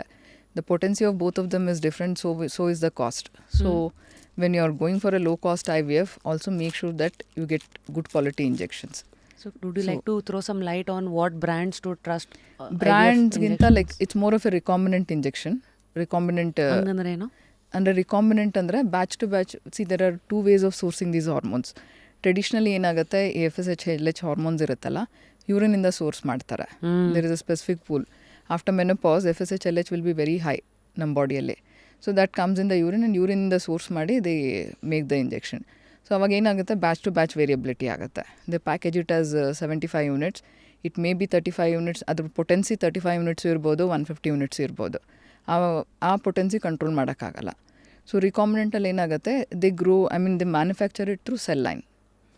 So there is a specific cell line, ಆ ಜೀನ್ಸ್ನ inject ಮಾಡಿ ಅದು ಇದನ್ನು ಮ್ಯಾನುಫ್ಯಾಕ್ಚರ್ ಮಾಡೋ ಥರ, ಅಂದರೆ ಈ ಹಾರ್ಮೋನ್ನ ಮ್ಯಾನುಫ್ಯಾಕ್ಚರ್ ಮಾಡೋ ಥರ ಮಾಡ್ತಾರೆ. That's a very controlled process. Metaphorically ಹೇಳಬೇಕಂದ್ರೆ option A is actual meat. ಇವಾಗ ದಿಸ್ ಇಸ್ ಇಂಜಿನಿಯರ್ಡ್ ಈ ಥರ ಇಲ್ಲೂ ರಿಯಲ್ ಮೆನೋಪಾಸ್ ಟೈಮಲ್ಲಿ ಹೆಣ್ಮಕ್ಳ ಯೂರಿನ್ನಿಂದ ಪ್ರೊಕ್ಯೂರ್ ಆಗಿರೋ ಹಾರ್ಮೋನ್ಸ್. ಬೇಸಿಕಲಿ ಆ mRNA ಏನಿರುತ್ತೆ ಅದನ್ನು ಇಂಜಿನಿಯರ್ ಮಾಡಿ ಒಂದು ಫಾಸ್ಟ್ ಡಿವೈಡಿಂಗ್ ಸೆಲ್ಸ್ಗೆ ಇಂಜೆಕ್ಟ್ ಮಾಡಿಬಿಡ್ತಾರೆ. ಬೇಸಿಕಲಿ ನಮ್ಮ ಬಾಡಿಲಿ ಏನೇ ಪ್ರೋಟೀನ್ಸ್ ಇದ್ದರೂ it is all manufactured by messenger RNA ಇರುತ್ತೆ. ಅಂದರೆ ನಮ್ಮ ಜೀನ್ಸ್ ಏನಿರುತ್ತೆ, DNA ಏನಿರುತ್ತೆ, DNA ಇಂದ ಮೆಸೆಂಜರ್ RNA ಬರುತ್ತೆ. That will direct our cells to manufacture certain proteins and throw away. So that's how naturally ನಮ್ಮ ಬಾಡಿಯಲ್ಲಿ ಹಾರ್ಮೋನ್ಸ್ ಪಿಟ್ಯೂಟ್ರಿಯಲ್ಲಿ ಬರುತ್ತೆ. So this is how it happens. So those genes will be incorporated into some cell line. ಈ fast dividing cell lines ಇರುತ್ತೆ, ಅದಕ್ಕೆ incorporate ಮಾಡಿ they stimulate them to ಮ್ಯಾನುಫ್ಯಾಕ್ಚರ್ದು, ಅಂದರೆ ಆ ಪ್ರೋಟೀನ್ ಸೆಕ್ರೀಟ್ ಮಾಡೋ ಥರ ಮಾಡ್ತಾರೆ. So how to pick the right IVF specialist, the clinic, the cost and everything in between. On this too, we've thrown some light. In your experience, ma'am, toughest part of IVF, because we know the 5 steps: medication, harvesting the eggs, fertilization, embryo culture and transfer. Yavudu is actually misconception that, ಈ stage, I've been told 10 to 14 days waiting period ಇದೆಯಲ್ಲ after the transfer. ಅದು ತುಂಬ people go through a lot of this mentals, ಏನಾಗ್ಬಿಡುತ್ತೋ ಅಂತ. ನಾ ಹೇಳ್ದಂಗೆ people should know what to expect. First thing is like if there's a problem, suppose endometrium ಚೆನ್ನಾಗಿಲ್ಲ ಅಥವಾ egg quality ಚೆನ್ನಾಗಿಲ್ಲ, ಎಂಬ್ರಿಯೋ ಕ್ವಾಲಿಟಿ ಚೆನ್ನಾಗಿಲ್ಲ, we should prepare them first. More than preparing them for positive, we should equally prepare them for the negative. As I said, live birth rate is only about 50% wherever they go. 80% success rate ಹೇಳ್ಬೋದು, 70% success rate ಹೇಳ್ಬೋದು. But overall, some of them end up with abortion, some of them end up with biochemical pregnancies. Overall, it's about 50 to 55% live birth rate. ಅಂದರೆ 9 months carry ಆಗಿ healthy baby ಗೊತ್ತಾಯ್ತು. That is live birth rate. Sorry, ಮಧ್ಯ you spoke about biochemical pregnancy. Biochemical ಅಂದರೆ ಅದು it's a very early stage of abortion. ಬರೀ urine test positive ಬರುತ್ತೆ, by the time we do scan they start bleeding. So ಸರಿ, they're all very common. So you talking about the toughest phase of IVF. Yeah, toughest phase of IVF, that is one thing.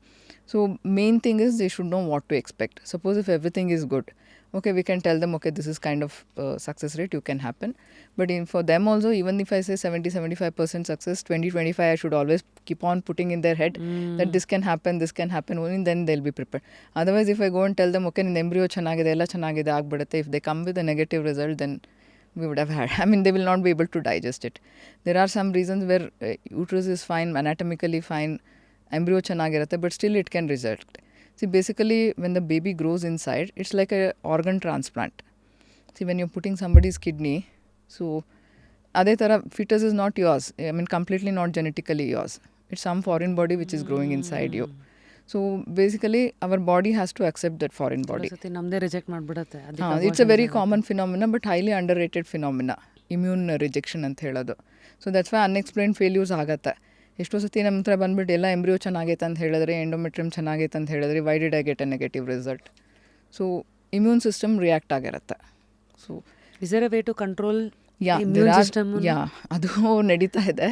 ದೋ we are not able to like completely overrule that, but there are some treatments like lymphocyte immunisation ಅಂತ ಹೇಳ್ಬೋದು, ಅದೆಲ್ಲ ಮಾಡ್ತೀವಿ. There are some immunomodulations which can be done to overcome that. So ಅದ್ರದ್ದು ಎಷ್ಟು percentage ಇದೆ failure chance, like immuno problems? That case to case basis. I mean, if we use it for all patients, it may not give us much good results. I mean, selected patients alli use ಮಾಡಬೇಕು. ಅಂದರೆ we know that the embryo was good, we know that everything else was good, and in spite of that they are failing. So ಆ patientsಗೆ if we investigate and if we find some problem, then we can do that. And at least in my experience, ಈ ಥರ actual immune problem ಇರೋರಿಗೆ almost these kind of treatment 70-75% help ಆಗುತ್ತೆ. So you spoke about embryo, which is self-explanatory. Endometrix, ಅಂದರೆ ಇದು uterus ಲೈನಿಂಗಾ? ಹಾಂ, uterus lining. So ಏನಾಗುತ್ತೆ, as of ನಾವು we just see the anatomy. ಅಂದರೆ 3 ಲೈನ್ ಇರಬೇಕು, ಇಷ್ಟು ಥಿಕ್ನೆಸ್ ಇರಬೇಕು, and that's when we transfer the embryos. So but then 3 line ಅಂದರೆ ಟ್ರಿಪಲ್ ಲೈನ್ ಎಂಡೋಮೆಟ್ರಿಯಮ್ ಅಂತ ಹೇಳ್ತೀವಿ. ಸೊ ಟ್ರಿಪಲ್ ಲೈನ್ ಅಂದರೆ when we have good oestrogen, ಅಂದರೆ 3 ಲೈನ್ ಥರ ಕಾಣುತ್ತೆ ಅದು when we are transferring the embryos, ಅಂದರೆ the way it looks, no. So that one. So ಆ ಥರ ಇದ್ದಾಗ ನಾವು ಟ್ರಾನ್ಸ್ಫರ್ ಮಾಡಬೇಕಾಗತ್ತೆ. ಸೊ ಅಟ್ಲೀಸ್ಟ್ 7-8 mm ಎಂಡೋಮೆಟ್ರಿಯಮ್ ಇರುವಾಗ ಥಿಕ್ನೆಸ್ ಇರುವಾಗ ಟ್ರಾನ್ಸ್ಫರ್ ಮಾಡಬೇಕು. But then it's not just enough, there are so many things to it. So I mean checklist ಥರ. It's a very intricate phenomena, implantation. There are so many chemicals involved, so many genes involved. So ನೀವು you consider after the transfer, before the confirmation of pregnancy happens, that is the toughest period of IVF? ಅಥವಾ every part is tough, but you should counsel them properly what to expect anta. See, at every stage you should counsel them, this is happening, this is how it is going, and this is how it is going to end up. So if you prepare them, because many of them ಏನು ಮಾಡ್ತಾರೆ, IVF ಬರೋಕ್ಕೆ ಮುಂಚೆ 2 ತಿಂಗಳು ಮುಂಚೆ ನಾನು resign ಮಾಡಿಬಿಡ್ತೀನಿ, I need to take rest. I tell them don't do that. If you are occupied, at least it will take away this stress from your mind. So don't take off from your work, don't take, I mean resignation ಎಲ್ಲ ಕೊಟ್ಬಿಟ್ಟು ಮನೇಲಿ 24 hours result ಏನಾಗುತ್ತೋ ಅದು think ಮಾಡಬಾರ್ದು. So what's the mindset that a woman should have IVFಗೆ ಅಂತ ಬಂದಾಗ? Because it's very easy, all said and done, but there are, I mean, biology side, technology side, financial side, trust, choosing the right clinic ಎಲ್ಲ ಇದೆ ಒಂದು ಸೈಡಲ್ಲಿ. But ಇಷ್ಟೆಲ್ಲ choose ಮಾಡಿದ್ಮೇಲೆ ಒಂದು ಹೆಣ್ಣಿಂದು ಮೈಂಡ್ ಸೆಟ್ ಏನು, ನಾನು ಯಾವ ಅಪ್ರೋಚ್ ಇಟ್ಕೊಂಡು ಬರಬೇಕು, ಬಿಕಾಸ್ ಅದೂ ಎಫೆಕ್ಟ್ ಆಗುತ್ತೆ ಬಾಡಿ ಮೇಲೆ. So what should how should one start? See basically IVF success ಆಗೋಕ್ಕೆ ಸುಮಾರು ಡಿಟರ್ಮಿನೆಂಟ್ಸ್ ಇರುತ್ತೆ. Most important thing is age and ovarian reserve. ನಿಮ್ಮದು younger the age, better is the success rate. Ovarian reserve ಅಂದರೆ ಅದು AMH ಅಂತ blood test ಹೇಳಿದ್ನಲ್ಲ, ಅದು ಚೆನ್ನಾಗಿದೆ ಅಂದರೆ we expect good number of eggs and good quality eggs. So those 2 other things. Then is the duration. Suppose if you are only married for 2-3 years, then probably like you may have a good success rate. The same thing ella normal iddo, if it's been 10-15 years and you're still not conceived, there could be multiple things which can go wrong. It could be the egg quality, it could be the sperm defect, fertilization ಆಗದೆ ಇರ್ಬೋದು, embryos arrest ಆಗ್ಬೋದು, ಅಥವಾ uterus ಹಿಡಿದೇ ಇರ್ಬೋದು, as I said implantation problem ಇರ್ಬೋದು. So considering all this, you have to counsel them as to what you can expect out of this. And suppose if this doesn't happen, if this IVF doesn't click, okay, this could be the problem. So will have to handle this. So ಕೆಲವ್ರಿಗೆ obvious problems ಇರುತ್ತೆ, fibroids ಇರ್ಬೋದು ಅಥವಾ tubal problems ಇರ್ಬೋದು. all that has to be tackled before going ahead with IVF. So ಇದನ್ನೆಲ್ಲ consider ಮಾಡ್ಕೊಂಡು ಒಂದು ಹುಡುಗಿದು ಅಥವಾ mother ಆಗಬೇಕಂತ ಶುರು ಮಾಡೋರ್ದು ಮೈಂಡ್ ಸೆಟ್ ಹೇಗೆ? ಬೇಸಿಕಲಿ ಏನಾಗುತ್ತೆ ದಟ್ ಕಾನ್ಸೆಪ್ಟ್ ಆಫ್ ಇದು complicated treatment should go out of there mind. So you should sit them. Yeah, it's as good as you're going through any other treatment or any other thing. Okay. So main thing I tell them, ಅವ್ರಿಗೆ ಏನಂದರೆ like ಎಲ್ಲ ಆಫೀಸಲ್ಲಿ ಇಷ್ಟು ದಿನ ರಜಾ ತೊಗೋಬೇಕು, ಇದನ್ನು set ಮಾಡಬೇಕು, I should call my parents to help me out, I should call that. So they think that all this is required. Actually nothing is required. All you need is ಒಂದು 3 days ಸ್ಕ್ಯಾನಿಗೆ ಬರಬೇಕಾಗತ್ತೆ, injection ಟೈಮ್ಗೆ injection ಹಾಕ್ಸ್ಕೋಬೇಕು. That can be as per your convenience. So retrieval ಒಂದಿನ off ತೊಗೋಬೇಕಾಗತ್ತೆ. That is also a day care procedure. 4 to 6 hours you will be there in the hospital. So apart from that, it's no like other complicated treatment ಏನilla. So that myth should get out of their mind that I'm going through something very what is that, ಏನು ದೊಡ್ಡ treatment ಥರ ಆಗ್ತಾ ಇದೆ, so I have to arrange it in such a way and all that. Don't let your life pause. Life will go on. It will go on. This is just a part of it. Part of ಅಂತ let it nurture ಅಂತ ಹೇಳ್ತೀರಾ. Correct. I mean ಇಡೀ IVF ಈ process 30 days to 2 months. So usually segment ಮಾಡಿಬಿಡ್ತೀವಿ. ಈ ಥರ 10-12 eggs ಎಲ್ಲ ಸಿಕ್ಕಿದ್ರೆ ಸೊ ಅವ್ರದ್ದು ಹಾರ್ಮೋನ್ಸ್ ತುಂಬ ಹೈ ಇರುತ್ತೆ. Even if I put it back in the same cycle, uterus will not hold it. So ಏನು ಮಾಡ್ತೀವಿ, 10 days ಇಂಜೆಕ್ಷನ್ ಕೊಟ್ಟು ಎಲ್ಲ ಸ್ಟಿಮ್ಯುಲೇಟ್ ಮಾಡಿ ಫ್ರೀಸ್ ಮಾಡಿಬಿಡ್ತೀವಿ.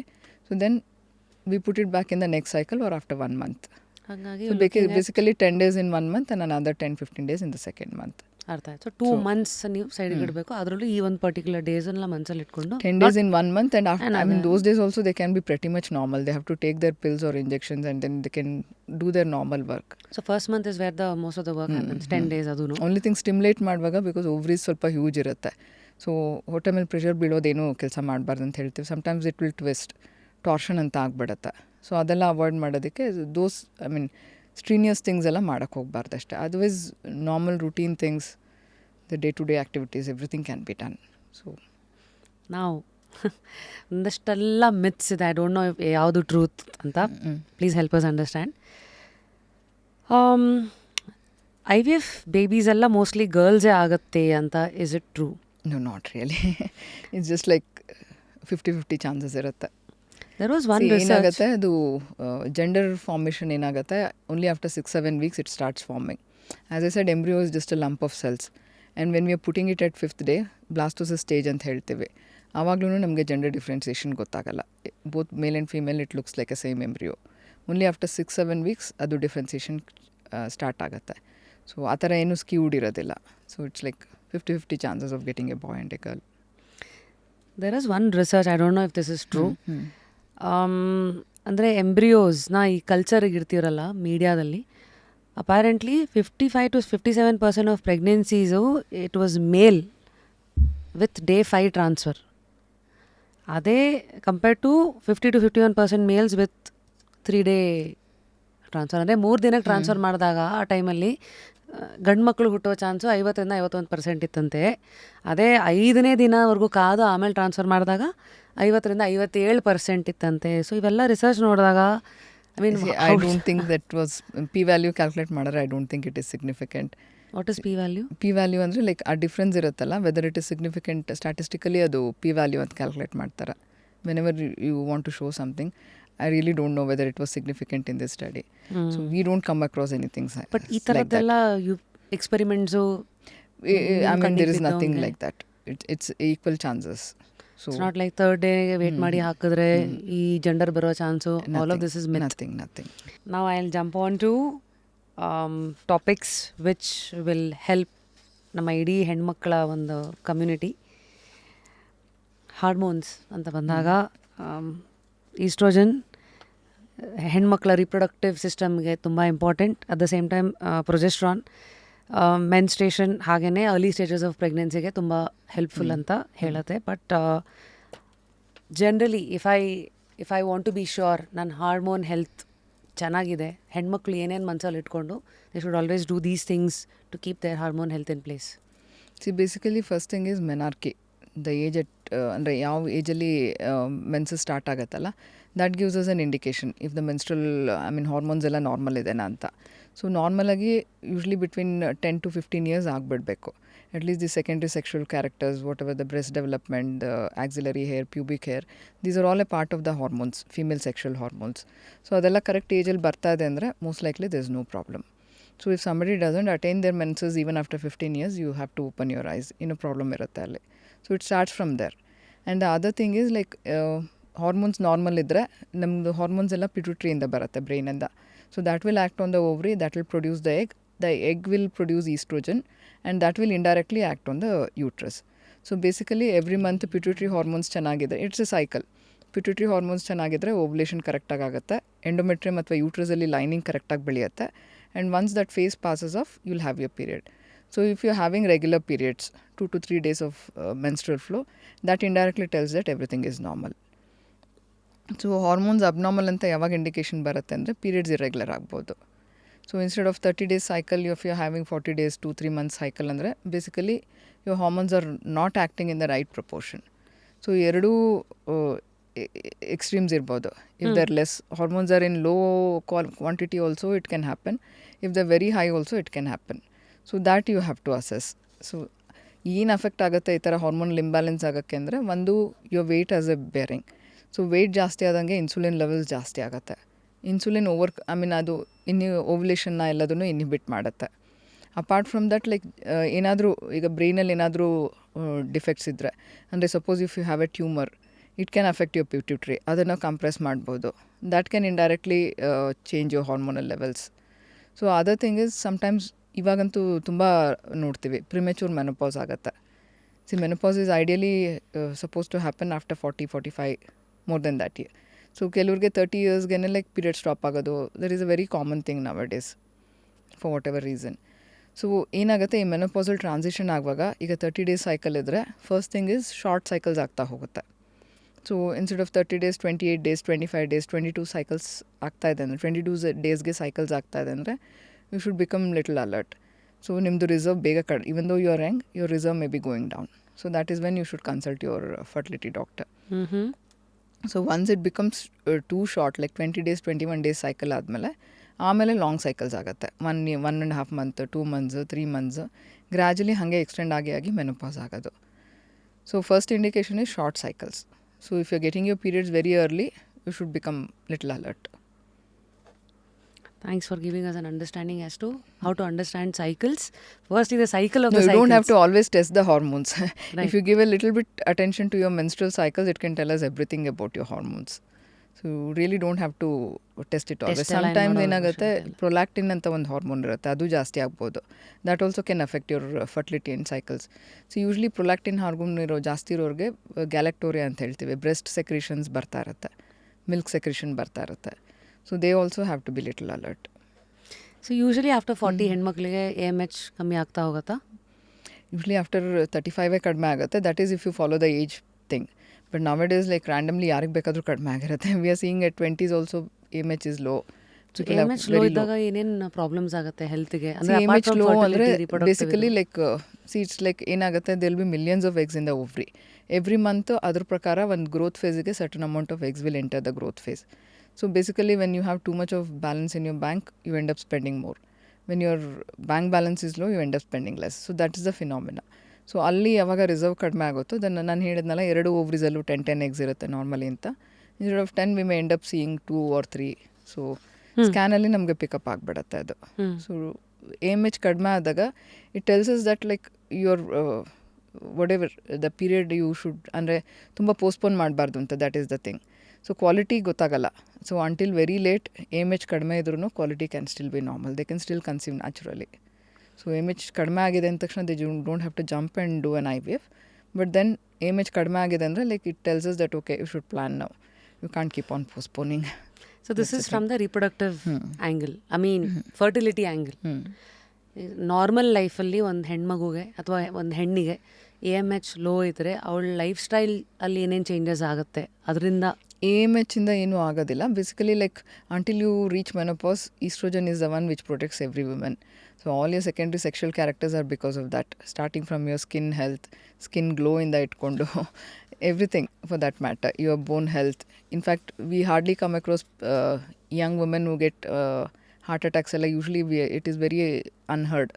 ಅಂದರೆ ಲೇಡೀಸಲ್ಲಿ usually like until they're 45, 50. We don't see that they died because of heart attack, but it's very common in men. At a younger age, 30 years, 35 years ago, men die with heart attack. Estrogen is something which is very protective for all that. So as long as you have your hormones normal, see, the overall health of a woman is dependent on estrogen. ಹಾಗಾಗಿ usually once ಅದೇ menopause ಬರೋವರೆಗೂ ಹೆಣ್ಣಿಗೆ ಅದೊಂದು ಈಸ್ಟ್ರೋಜನ್ನೇ ಅವಳನ್ನ ಕಾಯ್ತಾ ಇರುತ್ತೆ. ಅದಾದಮೇಲೆ ಟ್ರಾನ್ಸಿಷನ್ ಪೀರಿಯಡಲ್ಲಿ we see lot of effects, ಈ ಹಾಟ್ ಫ್ಲ್ಯಾಶಸ್ ಬರುತ್ತೆ. So when a woman reaches ಆ ಒಂದು ಫೇಸ್ ಆಫ್ ಹರ್ ಲೈಫ್, ಆಚೆ ಕಡೆಯಿಂದ what all can she do to take care of her body, because body is not having the basically like we cannot be young for, I mean, there's a limit. We have to experience childhood, we have to experience the adulthood, reproductive phase, we have to experience the old age also. So the transition phase ali, like you have to let it go. I mean, you can't estrogen ಕೊಟ್ಟು you can't reverse everything, because that has its own side effects. Estrogen replacement ಹಂಗೆ ಕಣ್ಮುಚ್ಕೊಂಡು ಕೊಡೋಕ್ಕಾಗಲ್ಲ. ಆಚೆಯಿಂದನೂ ಮಾಡ್ತಾರಾ ಇವಾಗ? ಇದೆಯಾ? ಹಾಂ, HRT ಅಂತ ಮಾಡ್ತೀವಿ, oestrogen replacement therapy ಮಾಡ್ತೀವಿ. But only if they have ಆ ಟ್ರಾನ್ಸಿಷನ್ ಫೇಸಲ್ಲಿ ಏನಾದರೂ ಈ ಥರ ಡಿಸ್ಟ್ರೆಸ್ಸಿಂಗ್ ಸಿಂಪ್ಟಮ್ಸ್ ಇದ್ದರೆ ಟೆಂಪರರಿಯಾಗಿ ಅದನ್ನು ಸಪ್ಲಿಮೆಂಟ್ ಮಾಡ್ತೀವಿ. Distressing symptoms as you said, hot flashes ಇದ್ದಾಗ like they go through a lot, ನಿದ್ದೆ ಬರೋದಿಲ್ಲ, ರಾತ್ರಿ ಎದ್ಬಿಡ್ತಾರೆ. ಸೊ ಆ ಟೈಮಲ್ಲಿ 1 or 2 years we give them supplements, or maybe for few months till they overcome that. Because ಏನಾಗುತ್ತೆ, suddenly our body is use to oestrogen, it drops ಅಲ್ಲ, ಆವಾಗ ಇದು ಬರುತ್ತೆ. When you gradually withdraw that, they overcome those symptoms. Plus ಕೆಲವ್ರಿಗೆ bone brittle ಆಗುತ್ತೆ, ಅಂಥವ್ರಿಗೆ ಕೊಡ್ಬೋದು. But then there are some studies which show that estrogen replacement can cause trouble also. What can happen? ಅಂದರೆ cardiac arrest ಆಗೋ chances ಜಾಸ್ತಿ ಇದೆ ಅಂತ ತೋರಿಸ್ತಾ ಇದೆ, like especially in the menopausal age group. Okay, so that's why like we don't give estrogen right and left. And especially when uterus is there, you have to give progesterone also. ಬರೀ estrogen ಕೊಟ್ಟರೆ like endometrial cancers ಜಾಸ್ತಿ ಆಗೋದು, ಆ ಥರ problems ಬರುತ್ತೆ. Benign breast diseases ಜಾಸ್ತಿ ಆಗೋದು. So HRT ಎಲ್ಲರಿಗೂ ಕೊಟ್ಬಿಟ್ಟು you cannot keep them young forever. So only in certain indications we go with HRT. ನೀವು ಮಧ್ಯದಲ್ಲಿ you spoke about secondary sexual characters, ಅಂದರೆ ಈ skin, breast development, axillary hair, pubic hair, those are the secondary sexual characters. So menarche ಆಗೋಕ್ಕೆ ಮುಂಚೆ these are the things which start developing 2-3 years earlier. Menarche ಅಂದರೆ puberty ಬರೋಕ್ಕೆ ಮುಂಚೆ. ಹಾಂ, by 13 years you should start seeing these changes. If you still not had, then you should become, I mean, you don't have to wait till 15 for them to get menses. So the other extreme we spoke about, one is menarche, the other one is menopause.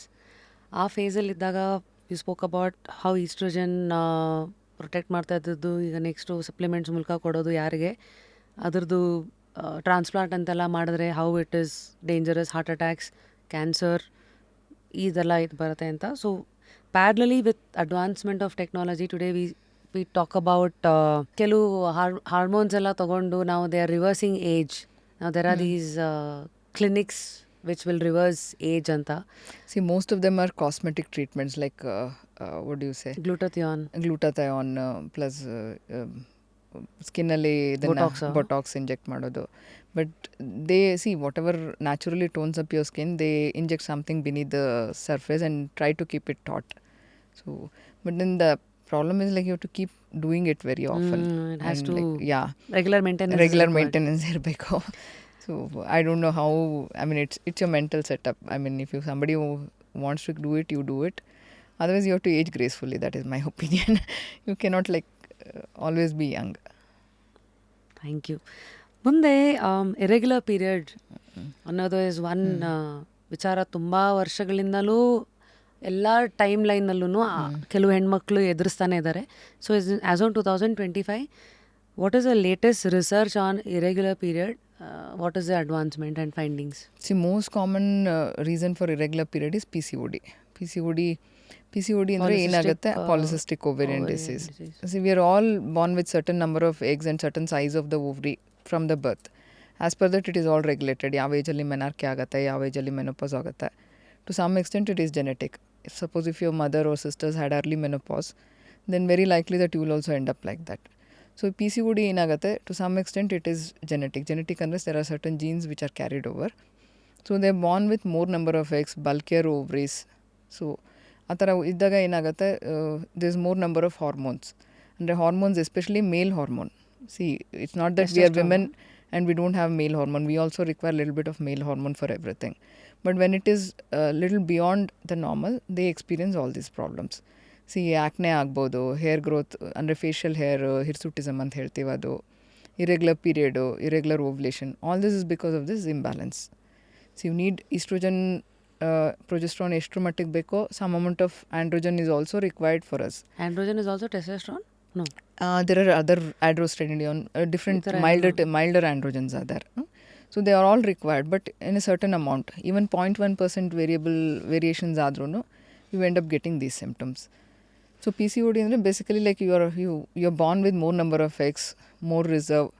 ಅದ್ರ ಜೊತೆಗೆ more I can say more hormones. Your AMH will be very high. But at the same time, your lifestyle affects the... ಅಂದರೆ PCOD ಎಷ್ಟೊಂದು ಜನಕ್ಕೆ ಇರ್ಬೋದು, but everybody need not end up with problems. Okay, so if your lifestyle is managed well, you really don't end up with anything. You can have normal fertility, you can have normal cycles. Basically ಅದನ್ನು imbalance ಮಾಡೋದು weight. So over weight ಆದಾಗ insulin levels ಜಾಸ್ತಿ ಆಗುತ್ತೆ. Insulin is something which goes and like interferes in every part of your fertility cycle. So ಆವಾಗ irregular period, male hormone ಜಾಸ್ತಿ ಆಗೋದು, all that is a part of it. So ಅದಕ್ಕೆ ಈ pregnancy journey ಶುರು ಮಾಡೋಕ್ಕೆ ಮುಂಚೆ ವೆಯ್ಟ್ ಕಂಟ್ರೋಲಿಗೆ ತೊಗೊಂಡು ಬರೋದು. ಆವಾಗಲೂ ಅದಕ್ಕೆ throughout insulin has to be in check. Weight plays an important role in hormone life. They are more prone for when insulin ಜಾಸ್ತಿ ಆಗುತ್ತೆ, ಇನ್ಸುಲಿನ್ ರೆಸಿಸ್ಟೆನ್ಸ್ ಇರುತ್ತೆ, ಎಸ್ಪೆಷಲಿ ಒಬಿಸಿಟಿ ಇದ್ದರೆ. ಸೊ ಅದನ್ನು ಓವರ್ಕಮ್ ಮಾಡೋಕ್ಕೇ ಬಾಡಿಯಲ್ಲಿ ಇನ್ಸುಲಿನ್ ಇರೋದು ಜಾಸ್ತಿ ಆಗ್ತಾ ಹೋಗೋದು. So they are prone for gestational diabetes. ಅಂದರೆ ಬೇರೆ ಟೈಮಲ್ಲಿ ನಾರ್ಮಲ್ ಇರುತ್ತೆ, ಪ್ರೆಗ್ನೆನ್ಸಿಯಲ್ಲಿ they become diabetic. So BP ಬರೋದು, all these abnormal outcomes are more for those patients. So as on today, any latest innovation in periods, irregular periods regular ಆಗಿ ಮಾಡೋಕ್ಕೆ ಏನಾದ್ರು latest findings ಇದೆಯಾ? Basically you need to understand the hormone cycle ಕರೆಕ್ಟಾಗಿ. ಆ ಹಾರ್ಮೋನ್ನ regulate ಮಾಡಿದ್ರೆ your periods will be normal. So you need to know where you are going wrong. ಕೆಲವ್ರಿಗೆ ಏನಾಗುತ್ತೆ, ಹೈಪೋಥೆಲಾಮಿಕ್ ಅಮೆನೋರಿಯಾ ಅಂತಿರುತ್ತೆ, ಅಂದರೆ ಪಿಟ್ಯೂಟರಿ ಹಾರ್ಮೋನ್ಸ್ ತುಂಬ ಕಡಿಮೆ ಇರುತ್ತೆ. So for them, you need hormone replacement, or you should understand why the hormones are less. ಕೆಲವು ಸತಿ ಏನಾಗುತ್ತೆ, hyper active females also have this. ಅಂದರೆ ತುಂಬ ಅಥ್ಲೆಟಿಕ್ ಆಗಿ, ತುಂಬ ಫಿಸಿಕಲಿ ಹೈಪರ್ ಆ್ಯಕ್ಟಿವ್ ಇರ್ತಾರಲ್ಲ, they also end up with hypothalamic amenorrhea. So ಅವ್ರಿಗೆ to some extent they have to reduce that. ಅಂದರೆ ತುಂಬ ತಿನ್ನಿರೋರ್ಗು, ಲೀನ್ ಇರೋರ್ಗು ಪ್ರಾಬ್ಲಮ್ಸ್ ಬರುತ್ತೆ. ಅಂದರೆ hyper active is connected to athletes. ತುಂಬ ಸ್ಟ್ರೆಸ್ ಇದ್ದರೆ, mental stress idre, they can also have irregular periods. So basically you should understand where what they're going wrong and so ಇಲ್ಲಿವರೆಗೂ ಇವಾಗ ಅದನ್ನ ಡಿಕೋಡ್ ಮಾಡಿದ್ದೀರಾ, irregular periods ಕಾರಣ ಈ ಥರ angles ಅಲ್ಲೂ ನೋಡೋದು. ನಾವು you spoke about balancing hormones. Ma'am, how to do that? I will give you ಒಂದಷ್ಟು options. You will have to tell us which is true, which is not. They say eating enough protein every meal helps us balance hormone. Is it true? I don't say balance hormone. See, basically it balances your weight. Carbohydrate and protein balance maintain ಮಾಡಬೇಕು. When you have high protein intake and less carbs, basically your weight is maintained, and indirectly that cycle is maintained. So insulin is the culprit basically. When you are overweight, insulin becomes very high, that interferes with everything. So ಎಲ್ಲಾನು ಅದು ಮಾಡಕ್ಕೆ ಬಿಡಲ್ಲ. When protein intake it is high, carbohydrates ಕಡಿಮೆ ಇದ್ರೆ obviously like your body mass. So indirect ಆಗಿ dotted ಲೈನಲ್ಲಿ it helps. It helps, yeah. I think next to probably it's interconnected again. Regular exercise will help you keep the weight check. Same thing. Hormones controlling barutte. Modern weight ಆಯಿತು. Talk to us about the gut health, because gut health, hack your health ಅಂತ Netflix ಅಲ್ಲಿ ಒಂದು documentary ನೋಡಿದಾಗ I was so shocked. Recently there is so much of new information which is Second coming brain up. Yeah. See, ಏನಾಗುತ್ತೆ, there are something called we don't, I mean, ಈ bacteria ಏನಿರುತ್ತೆ ಅಥವಾ micro organisms ಏನಿರುತ್ತೆ, always they are not harmful. There are many useful bacteria also which are required at every stage of life. See, gut bacteria ಹೇಗಿದೆ, ಅದೇ ಥರ even vaginal bacteria is there, even uterine bacteria is there. Uterus is also not a sterile region. So they are very conducive to implantation and this thing. Proportionality ಏನಿದೆ change ಆದ್ರೂ many a times implantation ಆಗಲ್ಲ, fertility ಆಗೋದಿಲ್ಲ. So they're all interrelated. I mean, basically gut health fertilityಗೆ ಎಷ್ಟು important ನಂಗೆ ಗೊತ್ತಿಲ್ಲ, but then it is interrelated to vaginal bacteria also. See, vagina, it is a open area. So any infection can directly get into the uterus, directly get into the fallopian tubes, directly get into the abdomen. But it doesn't happen. That is because of the protective bacteria which is there in the vagina. So ಅದು ಯಾವಾಗ disturb ಆಗ್ಬೋದು ಅಂದರೆ when you are on high antibiotic therapy that can get displaced. So you're basically damaging the whole microbiome. You're killing all line. the abnormal bacteria ಜೊತೆಗೆ normal ಬ್ಯಾಕ್ಟೀರಿಯಾನು kill ಮಾಡ್ತಾ ಇದ್ದೀರಾ. So that's how like ಗಟ್ಟಿಗೆ ಹೇಗೆ you supplement all this probiotics. There are some vaginal probiotics also which are going to be helpful. See, repeated vaginal infections ಆಗುವಾಗಲೂ that is the one. ಆ balance ಯಾವಾಗ alter ಆಗುತ್ತೋ ಆವಾಗ they can be prone for vaginal infections. Wow, what is this vaginal And to some extent it can affect the implantation also. See, there is a new technology where we assess all these things. Okay, endometrial receptivity ಹೇಗೆ assess ಮಾಡ್ತೀವೋ endometrial uterus ಲೈನಿಂಗಲ್ಲಿರೋ bacterial ಬ್ಯಾಲೆನ್ಸ್ನು ಕೂಡ assess ಮಾಡ್ತೀವಿ. ವೆಂದೆ ಅಂದರೆ repeated IVF ಎಲ್ಲ failure ಆದಾಗ that place A major role. Recent evidence indicate ಮಾಡ್ತಾ ಇದೆ. So probiotics or whatever, maintaining that normal bacterial flora is very important. Guttally. So you spoke about vaginal probiotics. Andre this is external? Yeah, there are ಅಂದರೆ ಓರಲ್ಲೂ ಬರುತ್ತೆ, external ಅಂದರೆ internal insert ಮಾಡ್ಕೊಳ್ಳೋ ಟ್ಯಾಬ್ಲೆಟ್ಸೂ ಬರುತ್ತೆ. So both are available. But only thing insert ಮಾಡ್ಕೊಳ್ಳೋದು you have to maintain the cold chain, temperature sensitive ಇರುತ್ತೆ. Who needs this, ma'am? That's what somebody with repeated vaginal infections. So they are the ones who need it. And in some extents when we find out that the balance is altered, so ಅವ್ರಿಗೆ ಬೇಕಾಗತ್ತೆ. ಅಂದರೆ usually ಅದೆಲ್ಲ test ಮಾಡೋದು fertility ಪೇಷಂಟ್ಸ್ಗೆನೆ. When they fail IVF fail ಆದಾಗ we test as a part of the routine, we test those things also. And this is not something very what you say very costly treatment or something with a side effect. So we routinely supplement them and then go ahead. So hormones ge low sugar intake is also good. Obviously that is connected to weight loss. Yeah. Talk to us about how stress reduction helps with hormone balance. See, basically stress ಏನಾಗುತ್ತೆ, cortisol levels high ಬರುತ್ತೆ. Cortisol directly goes and affects your pituitary. So indirectly ಆ FSH, LH ಎಲ್ಲ affect ಆಗುತ್ತೆ, ovulation affect ಆಗುತ್ತೆ. So that's how if you're under high stress, your hormones may get imbalance. See, ಕೆಲವು ಸತಿ ನೋಡ್ತೀವಿ exam ಟೈಮಲ್ಲಿ, especially these young girls exam ಟೈಮಲ್ಲಿ period irregular ಆಗುತ್ತೆ. So they come with those. So it's basically it affects your hypothalamus pituitary axis ಅಂತ ಹೇಳ್ತೀವಿ. ಸೊ ಅಂದರೆ ಪಿಟ್ಯೂಟರಿಯಿಂದ ಓವ್ರಿಗೆ ಬರೋ ಹಾರ್ಮೋನ್ಸು, ಓವ್ರಿಯಿಂದ ಎಂಡೋಮೆಟ್ರಿಯಮ್ ಬರೋ ಹಾರ್ಮೋನ್ಸು ಎಫೆಕ್ಟ್ ಆಗುತ್ತೆ. ಸೊ ಎಷ್ಟೊಂದು ಜನಕ್ಕೆ ಸ್ಟ್ರೆಸ್ ಅನ್ನೋ ಪದ ಎಷ್ಟು ಕಿವಿಗೆ ಬಿದ್ದಿದೆ. Everybody is use to stress. ಹಳೆ ಕಾಲದಲ್ಲಿ ಟೆನ್ಷನ್ ಅನ್ನೋರು. But they don't know how stress feels. Yeah, because that is something we have had many patients, though I have not personally sent them, but they have given their experience. Ayurvedic massages, adella ಮಾಡಿಸ್ಕೊಂಡು ಬರ್ತಾರೆ before they go ahead with IVF. Maybe somewhere it helps them to do, I mean, stress reduce ಆಗುತ್ತೆ, body is more relaxed, they'll be more receptive to all this. Help us understand how does it feel to be stressed. ಯಾಕೆಂದರೆ at least ಯಾರೋ ನೋಡ್ತಾ ಇರೋರು, ಹಿಂಗೆಲ್ಲ ಇದ್ರೆ ಇದು symptoms of ಸ್ಟ್ರೆಸ್ಸಾ ನನಗಿದೆ ಅಂತಾನ. ಅದಾದಮೇಲೆ at least everybody who comes to an IVF clinic or infertility clinic is stressed out to varying levels, because one thing is uncertainty, the other thing is parents know, in-laws know that they're visiting a clinic. every month ಆಗ್ತಾ ಇಲ್ಲ ಅಂದರೆ ಏನು ತಗೋತಾ ಇದೆಯಾ, ಏನು ಮಾಡ್ತಾ ಇದೆಯಾ, ಯಾಕೆ ಆಗ್ತಾ ಇಲ್ಲ, ನಾನು ಇನ್ನೊಬ್ರು ಡಾಕ್ಟರ್ ಹತ್ರ ಕರ್ಕೊಂಡು ಹೋಗ್ತೀನಿ, ಅಲ್ಲಿ ಹೋಗೋಣ, ಅವ್ರು ಅಲ್ಲಿ ತೋರಿಸಿದ್ರು. These all things no like they go through a lot actually, like that is highly underrated. So this is one stress level, keeping IVF as a lens. So since we are covering both, general normal ಒಂದು woman hormonal ಬ್ಯಾಲೆನ್ಸ್ಗೆ stress ಇದೆ ಅಂತ ಅವಳಿಗೆ ಗೊತ್ತಾಗೋದು ಯಾವ್ಯಾವ symptoms ಅಂತ? That is highly subjective, but most of us, we go through stress. Our lifestyle is such that we all go through stress, but then it depends on when it affects your day-to-day life. ಅಥವಾ decision making capacity affect ಆಗುತ್ತೆ, anxiety ಶುರುವಾಗುತ್ತೆ.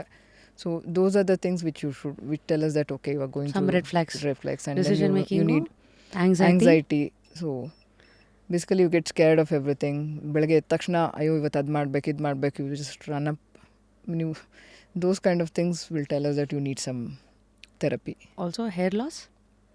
Yeah, to some extent.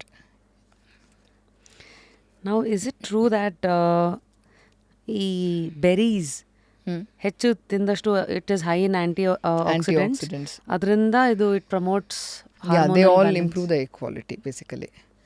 antioxidants. So we also give as supplements from outside whenever we come across poor egg quality ಅಥವಾ AMH low ಇದ್ದರೆ ಅಥವಾ ಅಂದರೆ ಯಾವಾಗ ನಾವು IVF results compromise ಆಗ್ಬೋದು ಅನ್ಕೋತೀವಿ ಅವ್ರಿಗೆಲ್ಲ ಆಚೆ ಕಡೆಯಿಂದ ಆ್ಯಂಟಿ ಸಪ್ಲಿಮೆಂಟ್ ಮಾಡ್ತೇವೆ.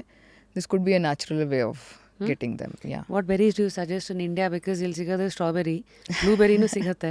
Anything which you are comfortable. There is no particular ಇದು ಈ ಥರ ಬೆರಿನೇ ತಿನ್ನಬೇಕು. Okay okay. And there is one ಅಂದರೆ ಇವೆಲ್ಲ food fats which we want to hear it from the horses. There are only 2 things. Carbohydrates ಕಡಿಮೆ ಆಗಬೇಕು, obesity ಕಡಿಮೆ ಆಗಬೇಕು, ಮಸಲ್ ಮಾಸ್ ಇನ್ಕ್ರೀಸ್ ಆಗಬೇಕು, and then you should have high level of antioxidants, vitamins and proteins. So this all is required. So what foods give that and how you take it is something which you have to decide, because we are used to eating something and we may not like the other kind of food. So these things have to be taken care basically. Thanks for giving the umbrella under which ನಿಮಗೆ ಹೆಂಗೆ ನಿಂತ್ಕೋಬೇಕು. More of proteins and less of carbohydrates. That should be a daily routine. So protein ಅಂತ ಬಂದಾಗ there is one article which I read which spoke 5 estrogen food to avoid ಅಂತ. I mean this is a ಕ್ಯಾಚ್-22 because ಈ ಕಡೆ protein ಬೇಕೇ ಬೇಕು for our good health. At the same time are these 5 foods affecting the estrogen? Like tofu, soya milk, plant based protein again from there soya. There are some things called phytoestrogens ಅಂತ ಬರುತ್ತೆ. ಅಂದರೆ oestrogen ಅಂದರೆ plant based oestrogen which mimics our natural estrogen but of lesser potency. So these are the foods which have those phytoestrogens. So ಇದು normal. ನಾವು ಮೆನೋಪಾಸಲ್ಲಿ as I said ಈ hot flashes ಅದೆಲ್ಲ ಇದ್ದಾಗ ಕೆಲವು ಸತಿ they don't want to take hormones, we give this phytoestrogens. It comes as a synthetic capsules ಅಥವಾ tablet ಥರನೂ ಸಿಗುತ್ತೆ ಅದು. Or this is natural way of taking those. ಇದು ಆ ಟೈಮಲ್ಲಿ ಇದು ಓಕೆ. ಬಟ್ ನಾರ್ಮಲ್ ಆಗಿ anything in excess is always harmful. ಇದನ್ನೆಲ್ಲ ನೋಡ್ಕೊಂತೀನಿ ಬಿಕಾಸ್ ಐ ಹರ್ಡ್ ಸಾಯ್ ತಿಂದರೆ ಜಾಸ್ತಿ ಏನೋ ಗಂಡು ಮಕ್ಕಳಲ್ಲಿ ಇನ್ಫರ್ಟಿಲಿಟಿ ಅಂತೆಲ್ಲ ಏನೋ. ಹೈ ಈಸ್ಟ್ರೋಜನ್ ಬಂದಾಗ ಏನಾಗುತ್ತೆ, it will indirectly go and inhibit your FSH hormone, pituitary ಹಾರ್ಮೋನ್ಸ್ನ ಇನಿಬಿಟ್ ಮಾಡುತ್ತೆ. So that's how like it will affect your ovulation or ಅಂದರೆ ಸ್ಪರ್ಮ್ ಕೌಂಟ್ನ ಅಫೆಕ್ಟ್ ಮಾಡೋ ಚಾನ್ಸಸ್ ಇರುತ್ತೆ. Thank you ma'am. How about ಇವತ್ತಿನ latest, I don't want to use this term, but unfortunately everybody is looking for shortcuts. ಈಗ ಒಂದು ಫ್ಯಾಡ್ ಇತ್ತು, green tea ಕುಡಿದ್ಬಿಟ್ರೆ ಸಣ್ಣ ಆಗ್ತೀವಿ. ಅದಾದಮೇಲೆ ನೆಕ್ಸ್ಟ್ ಬನ್ನಿ ಟ್ರೆಂಡೆಲ್ಲ ಈ ಥರದ್ದೇ. Chamomile is one tea which basically does hormone ಮತ್ತು ಶುಗರ್ ಬ್ಯಾಲೆನ್ಸಿಂಗ್ ಆ್ಯಂಡ್ ಸ್ಟ್ರೆಸ್ಸಿಗೆ ಅಂತ. At the same time there is a dandelion which is again claiming to be detoxifying. It helps women having PMS, hormonal acne ಅಂತೆಲ್ಲ. I want to hear it from you as to what should we believe. I personally tried so many things. Weight loss is something which you have to understand your body and you have to go accordingly. Because basically our stomach craves for something. So adu yavaga full irutto, then you stop craving for that.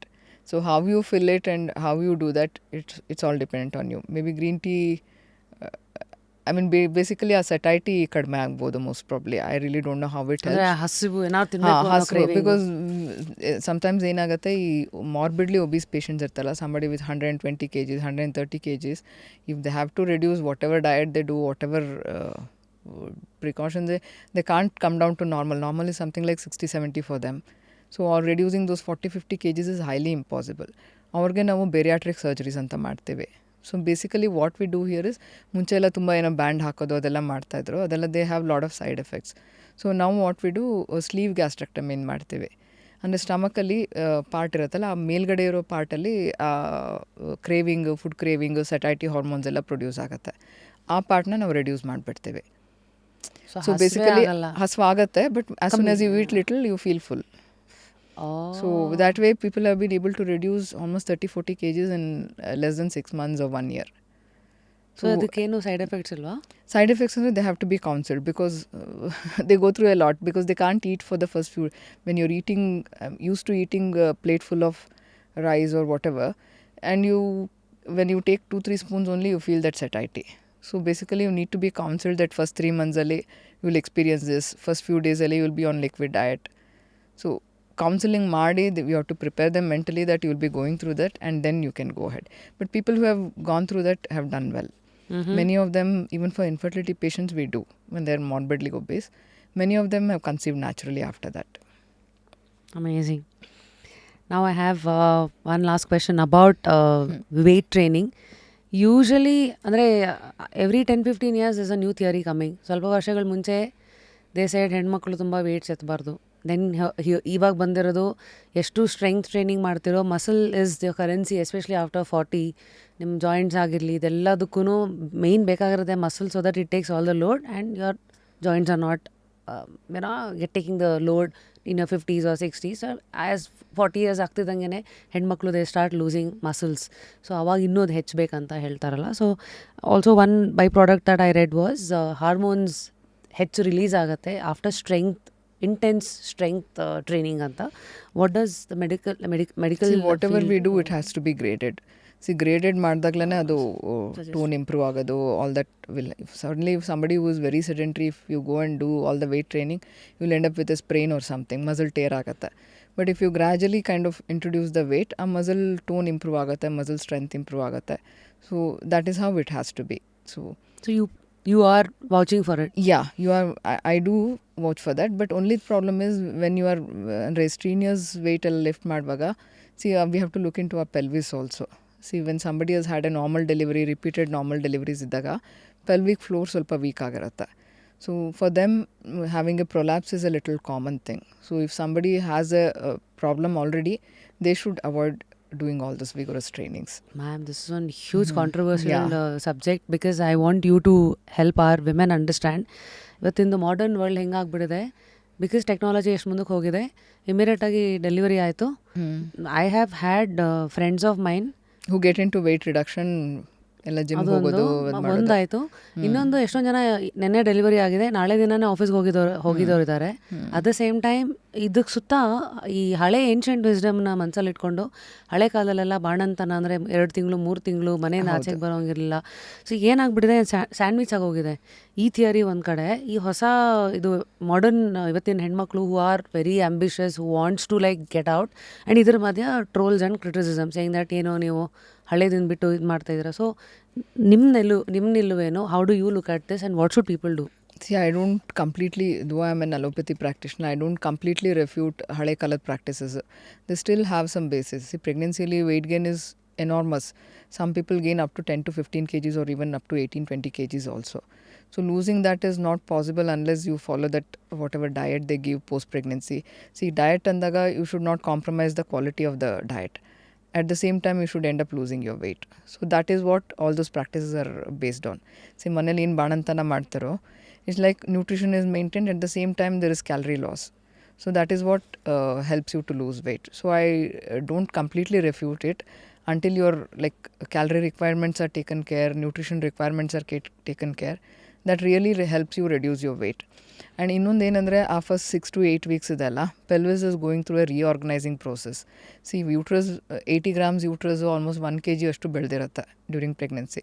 It has to regress back to normal and all the see, uterus is just ಅಂದರೆ what do you say, vagina is an open thing. uterus ಅದ್ರ ಮೇಲೆ ಸುಮ್ಮನೆ suspend ಆಗಿರುತ್ತೆ. So that support systems are very important for it to hold like that.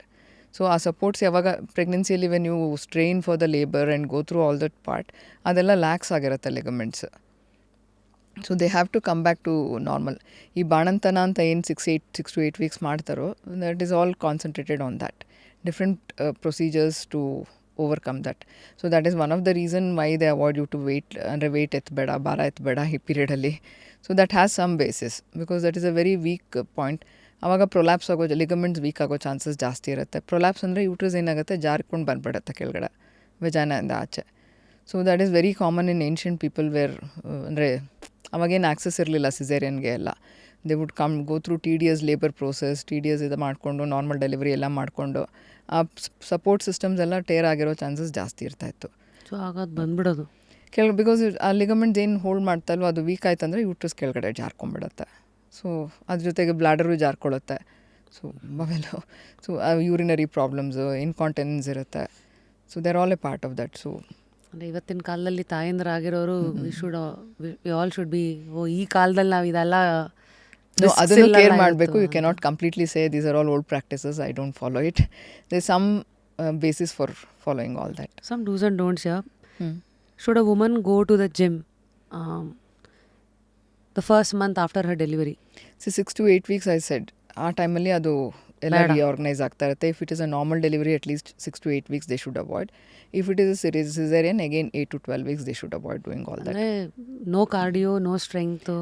ಅಂದರೆ abdominal pressure ಬೀಳೋದೇನು ಮಾಡಬಾರ್ದು. Because though the skin gets healed, the inner layers and all, after, especially after cesarean, it takes about 8 to 10 weeks to heal.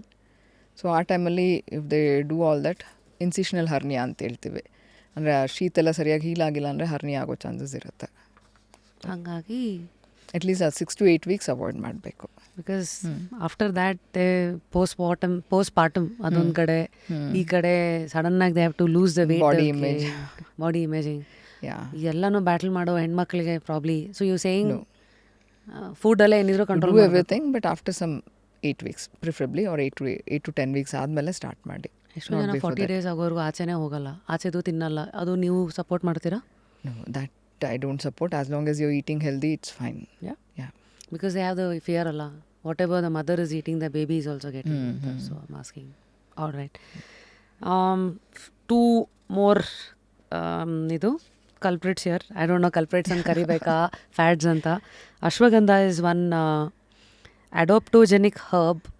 ಇದು ಹೆಣ್ಮಕ್ಕಳ well ಬೀಯಿಂಗ್ಗೆ, fertility ಆಗಿರಲಿ ಅಥವಾ ಅವ್ರದ್ದು mind clear ಆಗೋಕ್ಕೆ, at the same time ಅದು some ಹಾರ್ಮೋನ್ಸನ್ನು generate ಮಾಡೋಕ್ಕೆ help ಮಾಡುತ್ತೆ, ಮತ್ತು ಮೆನೋಪಾಸಲ್ಲೂ ಕೆಲವು ಸಿಮ್ಟಮ್ಸನ್ನು ರಿಡ್ಯೂಸ್ ಮಾಡುತ್ತೆ ಅಂತಿದೆ. ನಿಮ್ಮ ಆಲೋಚನೆಗಳೇನು, ನಿಮ್ಮ ಎಕ್ಸ್ಪೀರಿಯನ್ಸಲ್ಲಿ ನೀವು ನೋಡೋದೇನು ma'am? Basically I am not a pro in Ayurvedic this thing, but ನಾ ಹೇಳ್ದಂಗೆ like there are some things in Ayurveda which really help us. ಅಂದರೆ ಈ PCODಗೆ ಹೆಲ್ಪ್ ಆಗ್ಬೋದು, ಯಾಕ್ನೆ ರಿಡ್ಯೂಸ್ ಮಾಡೋಕ್ಕೆ, ಹಾರ್ಮೋನ್ಸ್ ರಿಡ್ಯೂಸ್ ಮಾಡೋಕ್ಕೆ, ಆ ಇಂಬ್ಯಾಲೆನ್ಸ್ ರಿಡ್ಯೂಸ್ ಮಾಡೋಕ್ಕೆ. Probably this is also one of the herb. So ಈ PCOD ಆ ಲೆನ್ಸಲ್ಲಿ ಇಟ್ಕೊಂಡು ನೋಡಿದ್ರೆ ashwagandha probably, because to tell you frankly, I had severe PCO in my childhood. When I was 12 years, 13 years, severe acne, severe PCO, and none of the topical treatments agli they couldn't control my acne. At the end, I had a friend of mine who had to give me some Ayurvedic preparation, and that could control my acne. I don't completely say no to it. So there are some, basically all those ಏನೇನದು imbalance ಇರುತ್ತೋ ಅದನ್ನ correct ಮಾಡಬೇಕು. It could be any plant source ಇರ್ಬೋದು, ಅದು it could be a medicinal source. As long as that is taken care and there's no side effect, it should be fine. There is one vichara, ಈ vaginal discharge. ಇದು before they ಅಂದರೆ ಈ conceive ಆಗೋಕ್ಕೂ ಮುಂಚೆ ನೋಡಿದ್ರೆ ಇದನ್ನು ಹೇಗೆ ನೋಡಬೇಕು, ಅಥವಾ in their 40s when they see vaginal discharge, how should a woman look at this? See, vaginal discharge is something which you should know. Like, vagina is not a dry area. It has to have some lubrication, there has to be some discharge. So usually normal ಆಗಿ discharge ಎಲ್ಲಿಂದ ಬರುತ್ತೆ, ವೆಜಾನಲ್ lining ಇರುತ್ತಲ್ಲ ಅಲ್ಲಿಂದ ಬರುತ್ತೆ, ಅಥವಾ ಸರ್ವಿಕ್ಸಿಂದ ಬರುತ್ತೆ. So ಅದು ಯಾವಾಗ ಅಬ್ನಾರ್ಮಲ್ ಅಂತ ಹೇಳ್ತೀವಿ ಅಂದರೆ, when you have that smell, when you have that irritation, when you have the colour change, that is abnormal. ಆವಾಗ ಇನ್ಫೆಕ್ಷನ್ ಇರ್ಬೋದು. ಸೊ ನಾರ್ಮಲ್ ಆಗೂ ಸೈಕ್ಲಿಕಲಿ ವೆಜಾನಲ್ ಡಿಸ್ಚಾರ್ಜ್ ಬರುತ್ತೆ ಡ್ಯೂರಿಂಗ್ ಯೋರ್ ಓವ್ಯುಲೇಷನ್. ಸರ್ವೈಕಲ್ ಅಂದರೆ ಗರ್ಭಕೋಶದ ಬಾಯಿ ಇರುತ್ತಲ್ಲ, ಸರ್ವಿಕ್ಸ್ ಅಂತ ಹೇಳ್ತೀವಿ, ಆ ಮ್ಯೂಕಸ್ ಏನಾಗುತ್ತೆ ಅದ್ರದ್ದು ಆರ್ಕಿಟೆಕ್ಚರ್ ಚೇಂಜ್ ಆಗುತ್ತೆ. So one way of knowing that you are ovulating is when the architecture changes. You can see that adu ele thara discharge barutte. It doesn't break easily. So that is one way. Ancient days alli adanne use ಮಾಡ್ತಾ ಇದ್ರು. When you have that kind of a discharge, that is when you are ovulating and you should try anta. So adu spin Barkett test ಅಂತ ಹೇಳ್ತೀವಿ. ಅದಕ್ಕಂದ್ರೆ when you, I mean in a medical language we call that a spin Barkett test ಅಂತ. ಅಂದ್ರೆ like ಒಂದು ಅದು mucus na if you pull it, it doesn't break. It ಒಂದು ಎಳೆ ತರ ಹೋಗುತ್ತೆ. All of us would have experienced. So that is actually a normal discharge during ovulation. So abnormal discharge ಯಾವಾಗ ಅಂದರೆ ಈ ಕಡಿ ಡಿಸ್ಚಾರ್ಜ್ ಬರುತ್ತೆ, ಮೊಸರು ಥರ ಇರುತ್ತೆ, ಅಥವಾ ಡಿಫ್ರೆಂಟ್ ಕಲರ್ ಗ್ರೀನಿಶ್ ಟಿಂಜ್ ಅಥವಾ ಯೆಲ್ಲೋಯಿಶ್ ಟಿಂಜ್ ಡಿಸ್ಚಾರ್ಜ್, ಅದು ತುಂಬ ಇಚ್ಚಿಂಗ್ ಬರೋದು ಅಥವಾ ಸ್ಮೆಲ್ ಇದ್ದರೆ that could indicate some yeast infection or bacterial infection. Thank you. ಮುಂದೆ there is one topic that is about change in breast size. ಅಂದರೆ ಈ ovaries release ಮಾಡುತ್ತಲ್ಲ ಈಸ್ಟ್ರೋಜನ್, ಅದು it is connected, how is it connected to? See, breast development is because of estrogen. So it starts during menarche time alli 1-2 years munche start agutte. That is because the ovaries start producing estrogen. So some people, and estrogen ge bari ovaries matra source iradilla, even fat can be a source of estrogen. Andre estrogen alli there are different types of estrogen actually. So one kind of estrogen comes from the peripheral fat also. That's why when Peripheral people fat are ಅಂದರೆ ಅಂದರೆ ಈ abdominal fat ಇರ್ಬೋದು ಅಥವಾ when you are obese you have more of fatty tissue, so ಅಲ್ಲಿಂದನೂ ಬರುತ್ತೆ estrogen. So basically they could have bigger breasts and all that. Basically it's estrogen related. Breast development is completely estrogen related. So when changes happen, ಕೆಲವು ಸತಿ motherhood ಟೈಮಲ್ಲಿ U C a change in the size. ಅದು ಬಿಟ್ಟರೆ normally when these things happen, how should a woman react? See, motherhood again, it's the estrogen and progesterone which prepares you to lactate. So sometimes we have come across people who had enormous breast engorgement, especially after childbirth. So ಅದನ್ನು reverse ಮಾಡೋದು like by drugs or medicines it is not possible. So they have to go ahead with some kind of a cosmetic surgery. So I had one patient who had like very enormous breast and sagging till almost like umbilicus thara develop ಆಯಿತು after her delivery. So we couldn't do anything much with medicines. So she had to go with breast reduction, cosmetic surgery basically.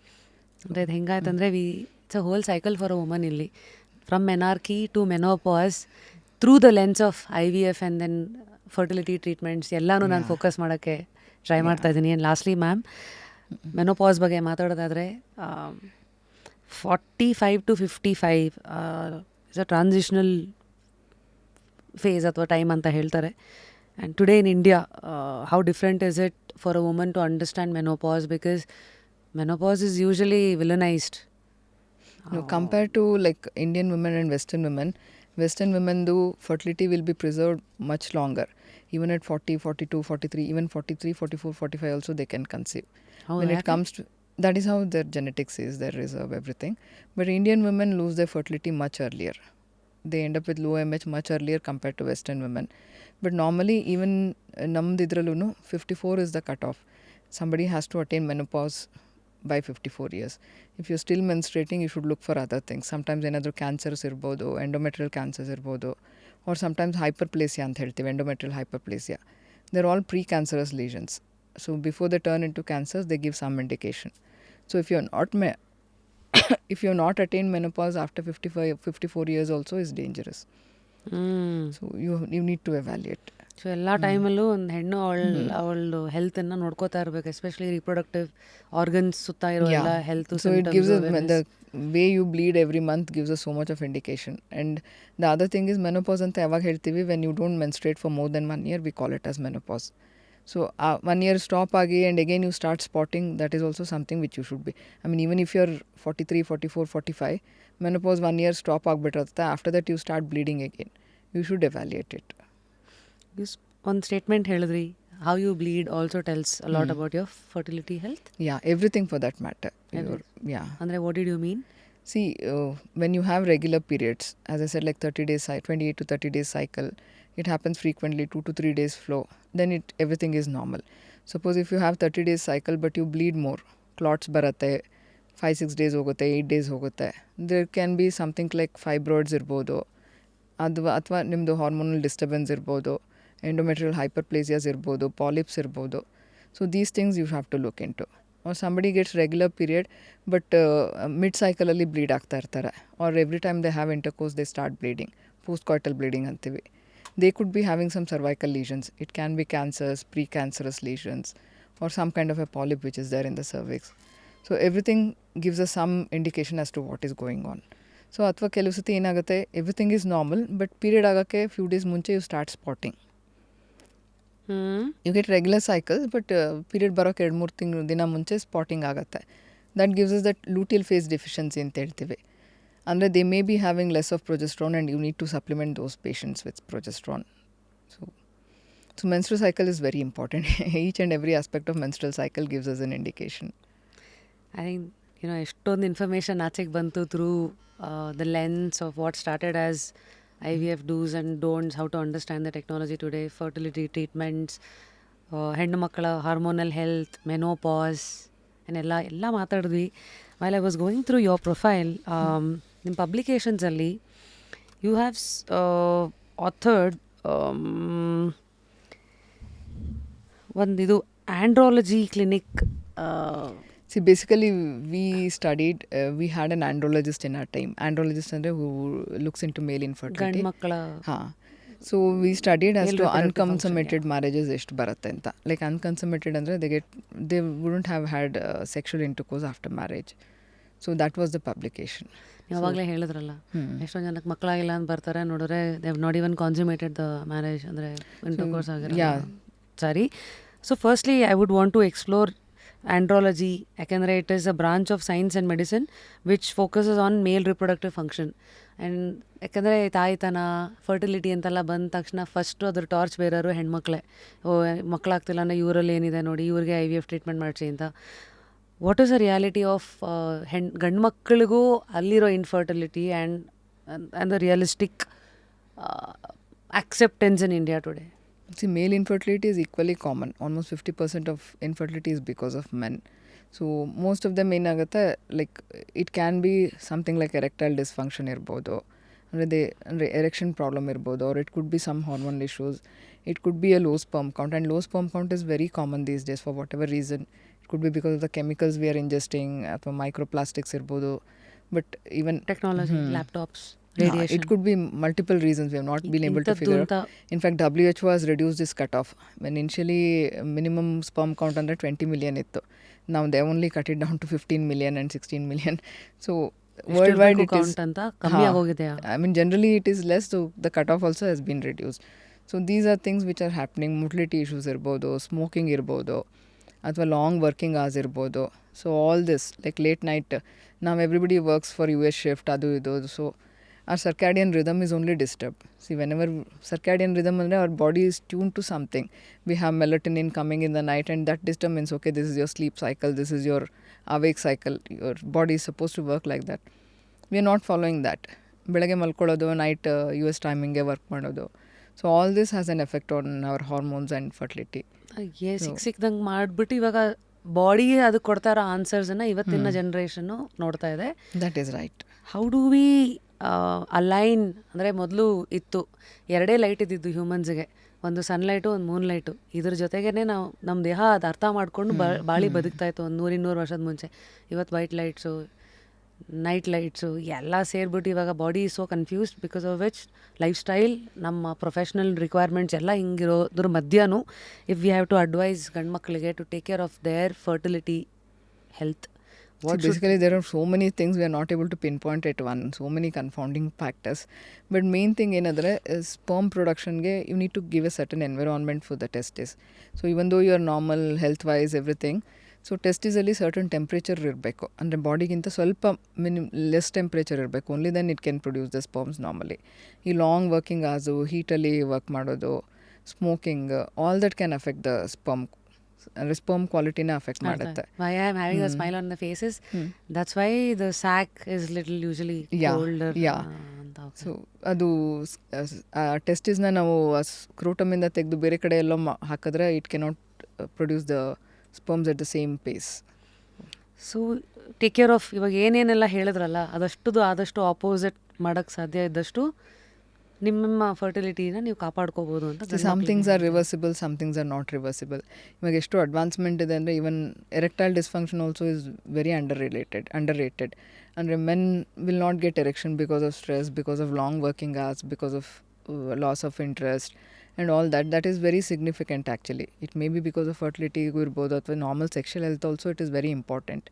But now treatments have advanced, so we have sexologists, we have andrologists who can help them. The only thing, they feel so shy, they don't approach the right people.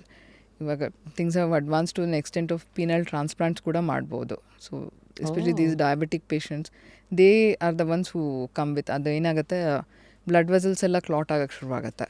So diabetes long standing ಇದ್ದರೆ, so that is when erectile dysfunction becomes very common in such patients. So the thing is like there are people who can help them out and they have to go and meet the right people. How do we make this as a normal thing? How do we take this out as a taboo ಗಂಡು ಮಕ್ಕಳಿಗೂ? Because ಅವ್ರಿಗೊಂದು ಮೇಲ್ ಈಗೋ ಇದೆ. Awareness, basically awareness. If you have a problem, you should approach before it ruins your sexual life or ruins your marriage. Be open about it. Yeah, be open about it. Accept. Don't Accept, and there is always help available and it can be treated. So have you seen male ego changing? ಯಾಕಂದರೆ ಮೊದಲು ನಾನು ಗಂಡಸು, ನಾನು ಗಂಡು. No, I mean, these days what I find is males are more receptive and more caring, especially the younger generation. They take equal responsibility. So I found them to be more receptive and they participate more with the partner's treatment. So That's they're good more to open hear. about going through everything. It's very good to Very hear. rarely we come across some people who don't want to do a semen analysis, don't want to go with this thing. Because But generally, masculinity has, the definition of masculinity has changed. Yeah. So when women are taking all the responsibility, men have also started sharing. Most of my patients, the husbands accompany, they be a part of the whole cycle. They try to understand what is going on. Nice. That's very good to hear. ಈ Yeah. ಮಧ್ಯ the elephant of the room erectile dysfunction ಅಂತ ಬಂದಾಗ ಇವತ್ತಿನ generation I don't know what an extent porn is controlling their life, that excitement after which too much of triggers it might lead into okay ಎಲ್ಲ ನೋಡಿದ್ದೆ next ಏನು ಆ ಥರ. So as a doctor ಈ ಪಾರ್ನ್ದು effects on ಗಂಡು ಮಕ್ಕಳ fertility. Yeah, it is definitely there because the expectations change and the kind of whatever their what do you say, the satiety levels, the psychology, everything changes after watching all those porn things. So, but then that's what all these people basically need some kind of a counseling. So the appropriate people who can help them out, they should be able to reach them out. Sexologists idare, sexual counselors idare, andrologists idare who can treat them well. Sexologist, andrologist, Sexual counselors idare. sexual counselor, sexologists. And andrologists are the ones, basically urologists, who are trained to treat the men's sexual health. ಅರ್ಥ ಆಯ್ತು. ನಂಗೆ ಗೊತ್ತಿಲ್ಲ if it is even the right thing to ask. I mean we don't know how to say, I mean ಇದು ಮಾಡಬೇಡಿ ಅವೆಲ್ಲ ಅಂತ to the male audience of watching. But is there a cap saying that ಏನೋ porn ಅಂತ ಬಂದಾಗ ಇಷ್ಟು limit ಇರಬೇಕು? There's no limit as long as you're able to control. It's like smoking. It's like smoking, alcohol, or any other addiction. You have to put a limit on yourself. You should know what is good for you, what is not good for you. We cannot say no to everything. At the same time, there cannot be an overdose of everything. So they should put a amazing doctor. ಇಂಡಿಯಾದಲ್ಲಿ ಇವಾಗ ಸದ್ಯಕ್ಕೆ ತುಂಬ attention ಕೊಡಬೇಕಾಗಿರೋ ಯಾವ್ದಾದ್ರು ಮಿತ್ ಇದೆಯಾ, misconception about IVF? Main thing is IVF ಅಂದರೆ ಎಲ್ಲರಿಗೂ ಹೇಳೋದು full bed ರೆಸ್ಟಲ್ಲಿ ಇರಬೇಕು, ಫುಲ್ ಇಂಜೆಕ್ಷನ್ಸ್ ಕೊಡ್ತಾರೆ, 3 ತಿಂಗಳು ಇಂಜೆಕ್ಷನ್ಸ್ ಕೊಡ್ತಾರೆ. So that is something, even though you are like making up your mind, that is something which hinders you. ಅಯ್ಯೋ ಅಷ್ಟೊಂದೆಲ್ಲ ತೊಗೋಬೇಕಾ ಅಂತ ಅಂದ್ಬಿಟ್ಟು. This is nothing like that. I have had one of my radiologist who finished her embryo transfer. She has gone back to her clinic, did her scan still night 8 o'clock, gone back home. She conceived normally, she delivered normally. So it's not about, I mean, bed rest ಅಲ್ಲಿ ಇರಬೇಕು ಅದೆಲ್ಲ ಏನಿರೋದಿಲ್ಲ. But only thing we are kind of like mimicking the natural cycles and doing it with pills or something. You need to make sure that you're taking your pills at the right time. At least first few days, maybe initial 15 days to 1 month. ಆ pills ಏನು ಕೊಡ್ತೀವಿ ನಾವು ಅದು important ಇರುತ್ತೆ. ಏನು pills ma'am ಇದು? Basically what we do is we are ಮಿಮಿಕಿಂಗ್ the natural cycle. ಈ ಎಗ್ಗಿಂದ ಏನೇನು ಹಾರ್ಮೋನ್ಸ್ ಬರುತ್ತೋ ಅದನ್ನು ಆಚೆಯಿಂದ ಕೊಟ್ಟಿರ್ತೀವಿ ನಾವು, oestrogen progesterone basically. So those thing ಆ ಪ್ಲಾಸೆಂಟ ಬಂದು ಇಂಪ್ಲಾಂಟ್ ಆಗಿ ಪ್ಲಾಸೆಂಟ ಎಲ್ಲಿವರೆಗೂ ಟೇಕ್ ಓವರ್ ಆಗುತ್ತೋ ಅಲ್ಲಿವರೆಗೂ ಆ ಸಪ್ಲಿಮೆಂಟ್ಸ್ ಬೇಕಾಗುತ್ತೆ. ಸೊ ಆ ಪೀರಿಯಡಲ್ಲಿ ಆ ಮೆಡಿಸಿನ್ಸ್ ಇಂಪಾರ್ಟೆಂಟ್ ಇರುತ್ತೆ ಅಷ್ಟೇ. ಸೊ ಈ ಫರ್ಟಿಲಿಟಿ ಟ್ರೀಟ್ಮೆಂಟ್ಸಲ್ಲಿ what is a placebo that you have seen? ಕೆಲವ್ರು ಏನೋ ಅಂದ್ಕೊಂಡು ಮಾಡಿರ್ತಾರೆ, ಬಟ್ ಏನೋ ವರ್ಕೌಟ್ ಆಗೋಗ್ಬಿಟ್ಟಿರುತ್ತೆ, ಸಡನ್ನಾಗಿ we give credit to it. See, placebo, it's all about getting everything right at the right time. See, just because you do an IVF, it doesn't mean that everything will be all right. It's getting that right embryo baro thara nodkobeku. So many times when IVF fails, we tell them to try naturally the coming months. Eshtond jana conceive ಆಗ್ತಾರೆ.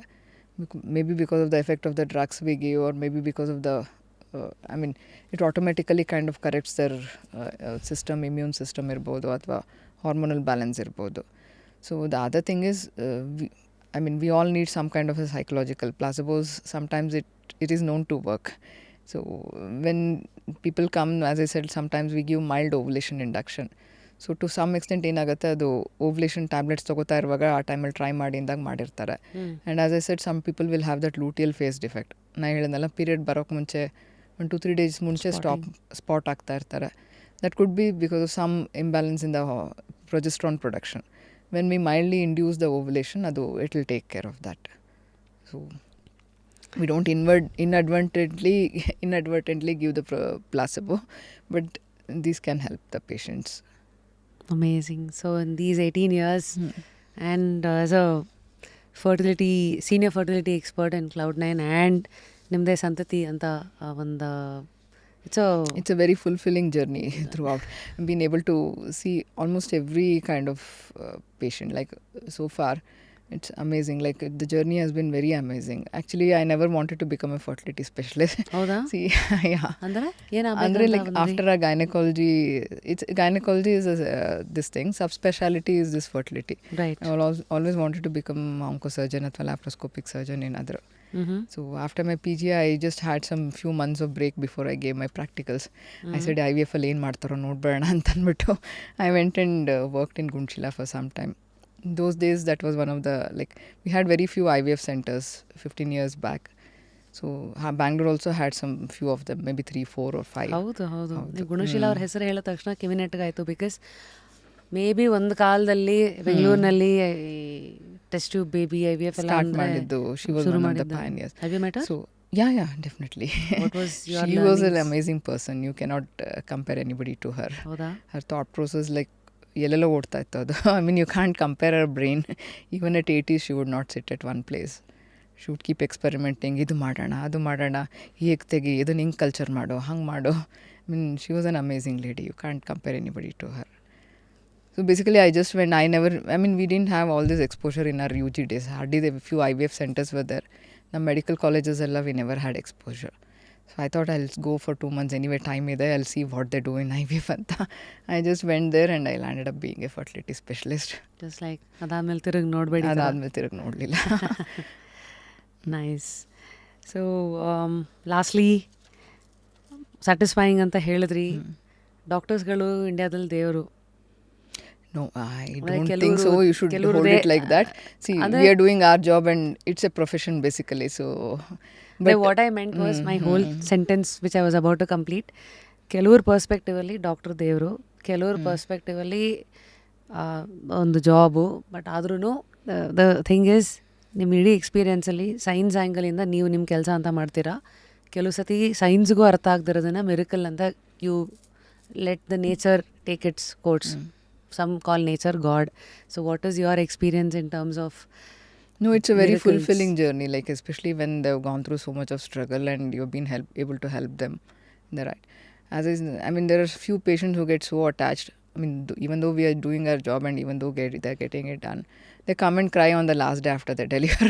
I won't be coming to your clinic again. This is my last. I miss this place so much. Anta. So that's a kind of attachment and it grows. So you can't look everything in a commercial aspect, or you can't look everything as a profession. This is the emotional side of patients that you some people are not affordable. Some people really need that thing, but they will not be able to. We go out of the way to help them out. So, what is your relationship with God? I believe in God. Whatever happens is because of Him. So now ankolode ondo, He will have different plans for all of us. So, amazing. Yeah. What are you curious about now in this phase of life, doctor? That's what, we've reached the phase where, we've accomplished whatever we wanted. So, it's more of Adhyatma. Adhyatma in the sense, all this is a part of life. All the riches, all this thing. It really doesn't mean much after some stage. Yeah. Phase alli reflections observe ಮಾಡ್ತಾ ಇದ್ದೀರಾ. Yeah. And this is a phase where you kind of try to self-realize and see what exactly you want. So, ನಿಮ್ಮ family ಪರಿಚಯನೇ ಆಗಲಿಲ್ಲ. ಮನೇಲಿ ಯಾರೆಲ್ಲ ಇದ್ದಾರೆ? See, I have one son, my husband. He's an engineer. And my son, he's doing his engineering now. And hobbies? ಅಂದರೆ doctor hobbies, yeah. I had a couple of them when I was in my growing years. Now I've left everything. It's time for me to restart everything. See, I was an athlete once upon a time. I used to enjoy playing Coco, volleyball, relay, all those things. So I've left everything now. I used to be a kind of painting and all that. You hardly have time, but it's high time I have to go back and start exploring everything again. Word of advice for young doctors wanting to be fertility specialist athwa you come here only when you have patience. Otherwise, don't come here. See, you see money very late here. So it's a struggling phase till you're like 35, 38 and all that. So even after that, it's still a struggling phase. It's not always, what do you say? Not everybody is successful. Not everybody does good here. So you need to be patient and you need to love what you're doing. So routine ಅಂತ ಬಂದಾಗ ತುಂಬ unpredictable ಇರುತ್ತೆ. So ಬೆಳಗ್ಗೆನೋ ನೀವೇನು meditate ಮಾಡ್ತೀರಾ, journal ಮಾಡ್ತೀರಾ? I mean, I try to do some bit of yoga or some walk or some gym. It's all very haphazard because routine is very haphazard. But then in between, whenever I get time, and I try to accommodate all those things. Basically, my main thing is my son is settled, so I don't have that responsibility now. So I get a lot of time for myself. So ಹಂಗಾಗಿ keep going. And any books that you're reading right now? What keeps your soul? Yeah, once in a while, but I'm a big fan of Chetan Bhagat. So yeah. 5 point someone. Yeah. ಅದೊಂದು ಗೊತ್ತು ನನಗೆ. ಇನ್ನೊಂದು 2 states ಗೊತ್ತು. Yeah, I almost read all his novels. So Okay. What kind sometimes fiction, that's it. But I hardly get time nowadays. But Chetan Bhagat, I don't miss any of his novels. Thinking ನಿಮಗೆ ಯಾವ book ಕೊಡಲಿ ಅಂತ, because ಪ್ರತಿಯೊಬ್ಬರಿಗೂ on the show we give a book.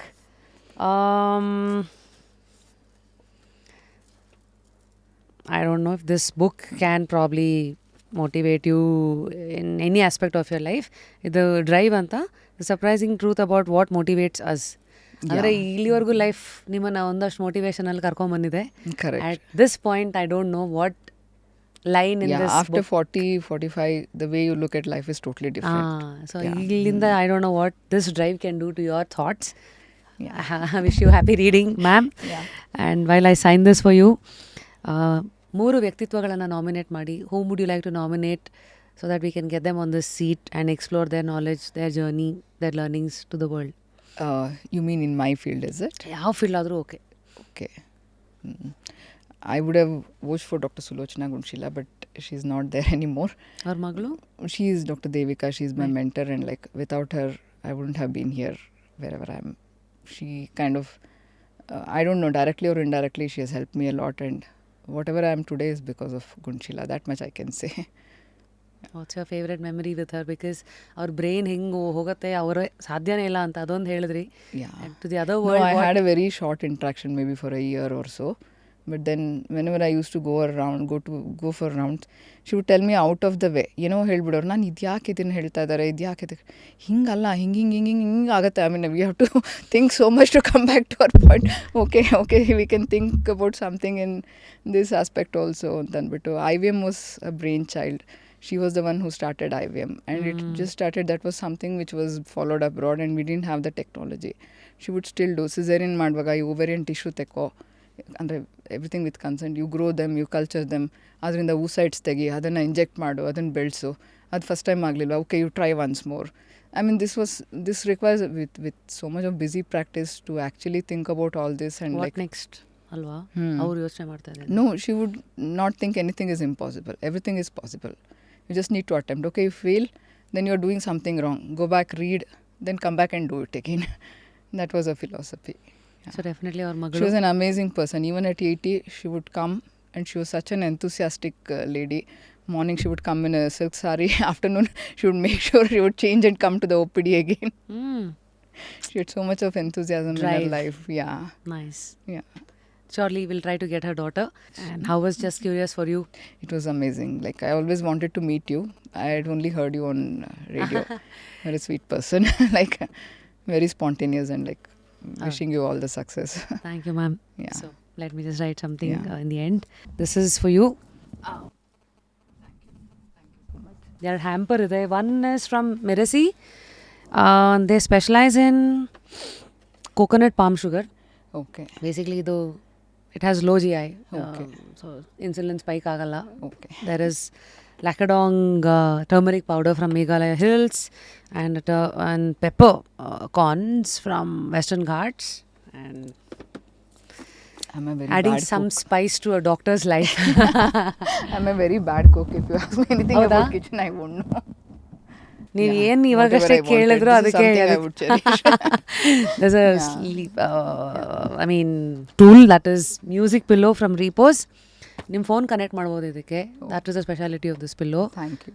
All white noise ಅಥವಾ whatever music track you want to listen, ಅದು soothing ಆಗಿ ಬರ್ತಾ ಇರುತ್ತೆ, ನೀವು ನಿದ್ದೆ ಮಾಡ್ಬೋದು. So I guess that was wow a deep in depth conversation ನಾವು ಇವಾಗಷ್ಟೇ ಮಾಡಿದ್ದು with doctor Ashwini ma'am, with 18 years of her experience in the fertility world, specializations, all the topics that we touched. ನನಗಂತೂ ಕೆಲವುದು ಹಾರ್ಮೋನ್ ಹೆಲ್ತ್ ಮೇಂಟೈನ್ ಮಾಡೋದ್ರಲ್ಲಿ, ಆಮೇಲೆ understanding the biology of the body, the language of the body through the lens of the medicine that they study and simplified to us, ತುಂಬ ಚೆನ್ನಾಗಿ ಇಷ್ಟ ಆಯಿತು. And ನನಗೆ ಹೇಳಿ, ನೀವು ಇಡೀ ಕಾನ್ವರ್ಸೇಷನಲ್ಲಿ ಏನೇನನ್ನು ತೊಗೊಂಡ್ರಿ, what are you going to save it for life with you, comment ಸೆಕ್ಷನಲ್ಲಿ ತಿಳಿಸಿ.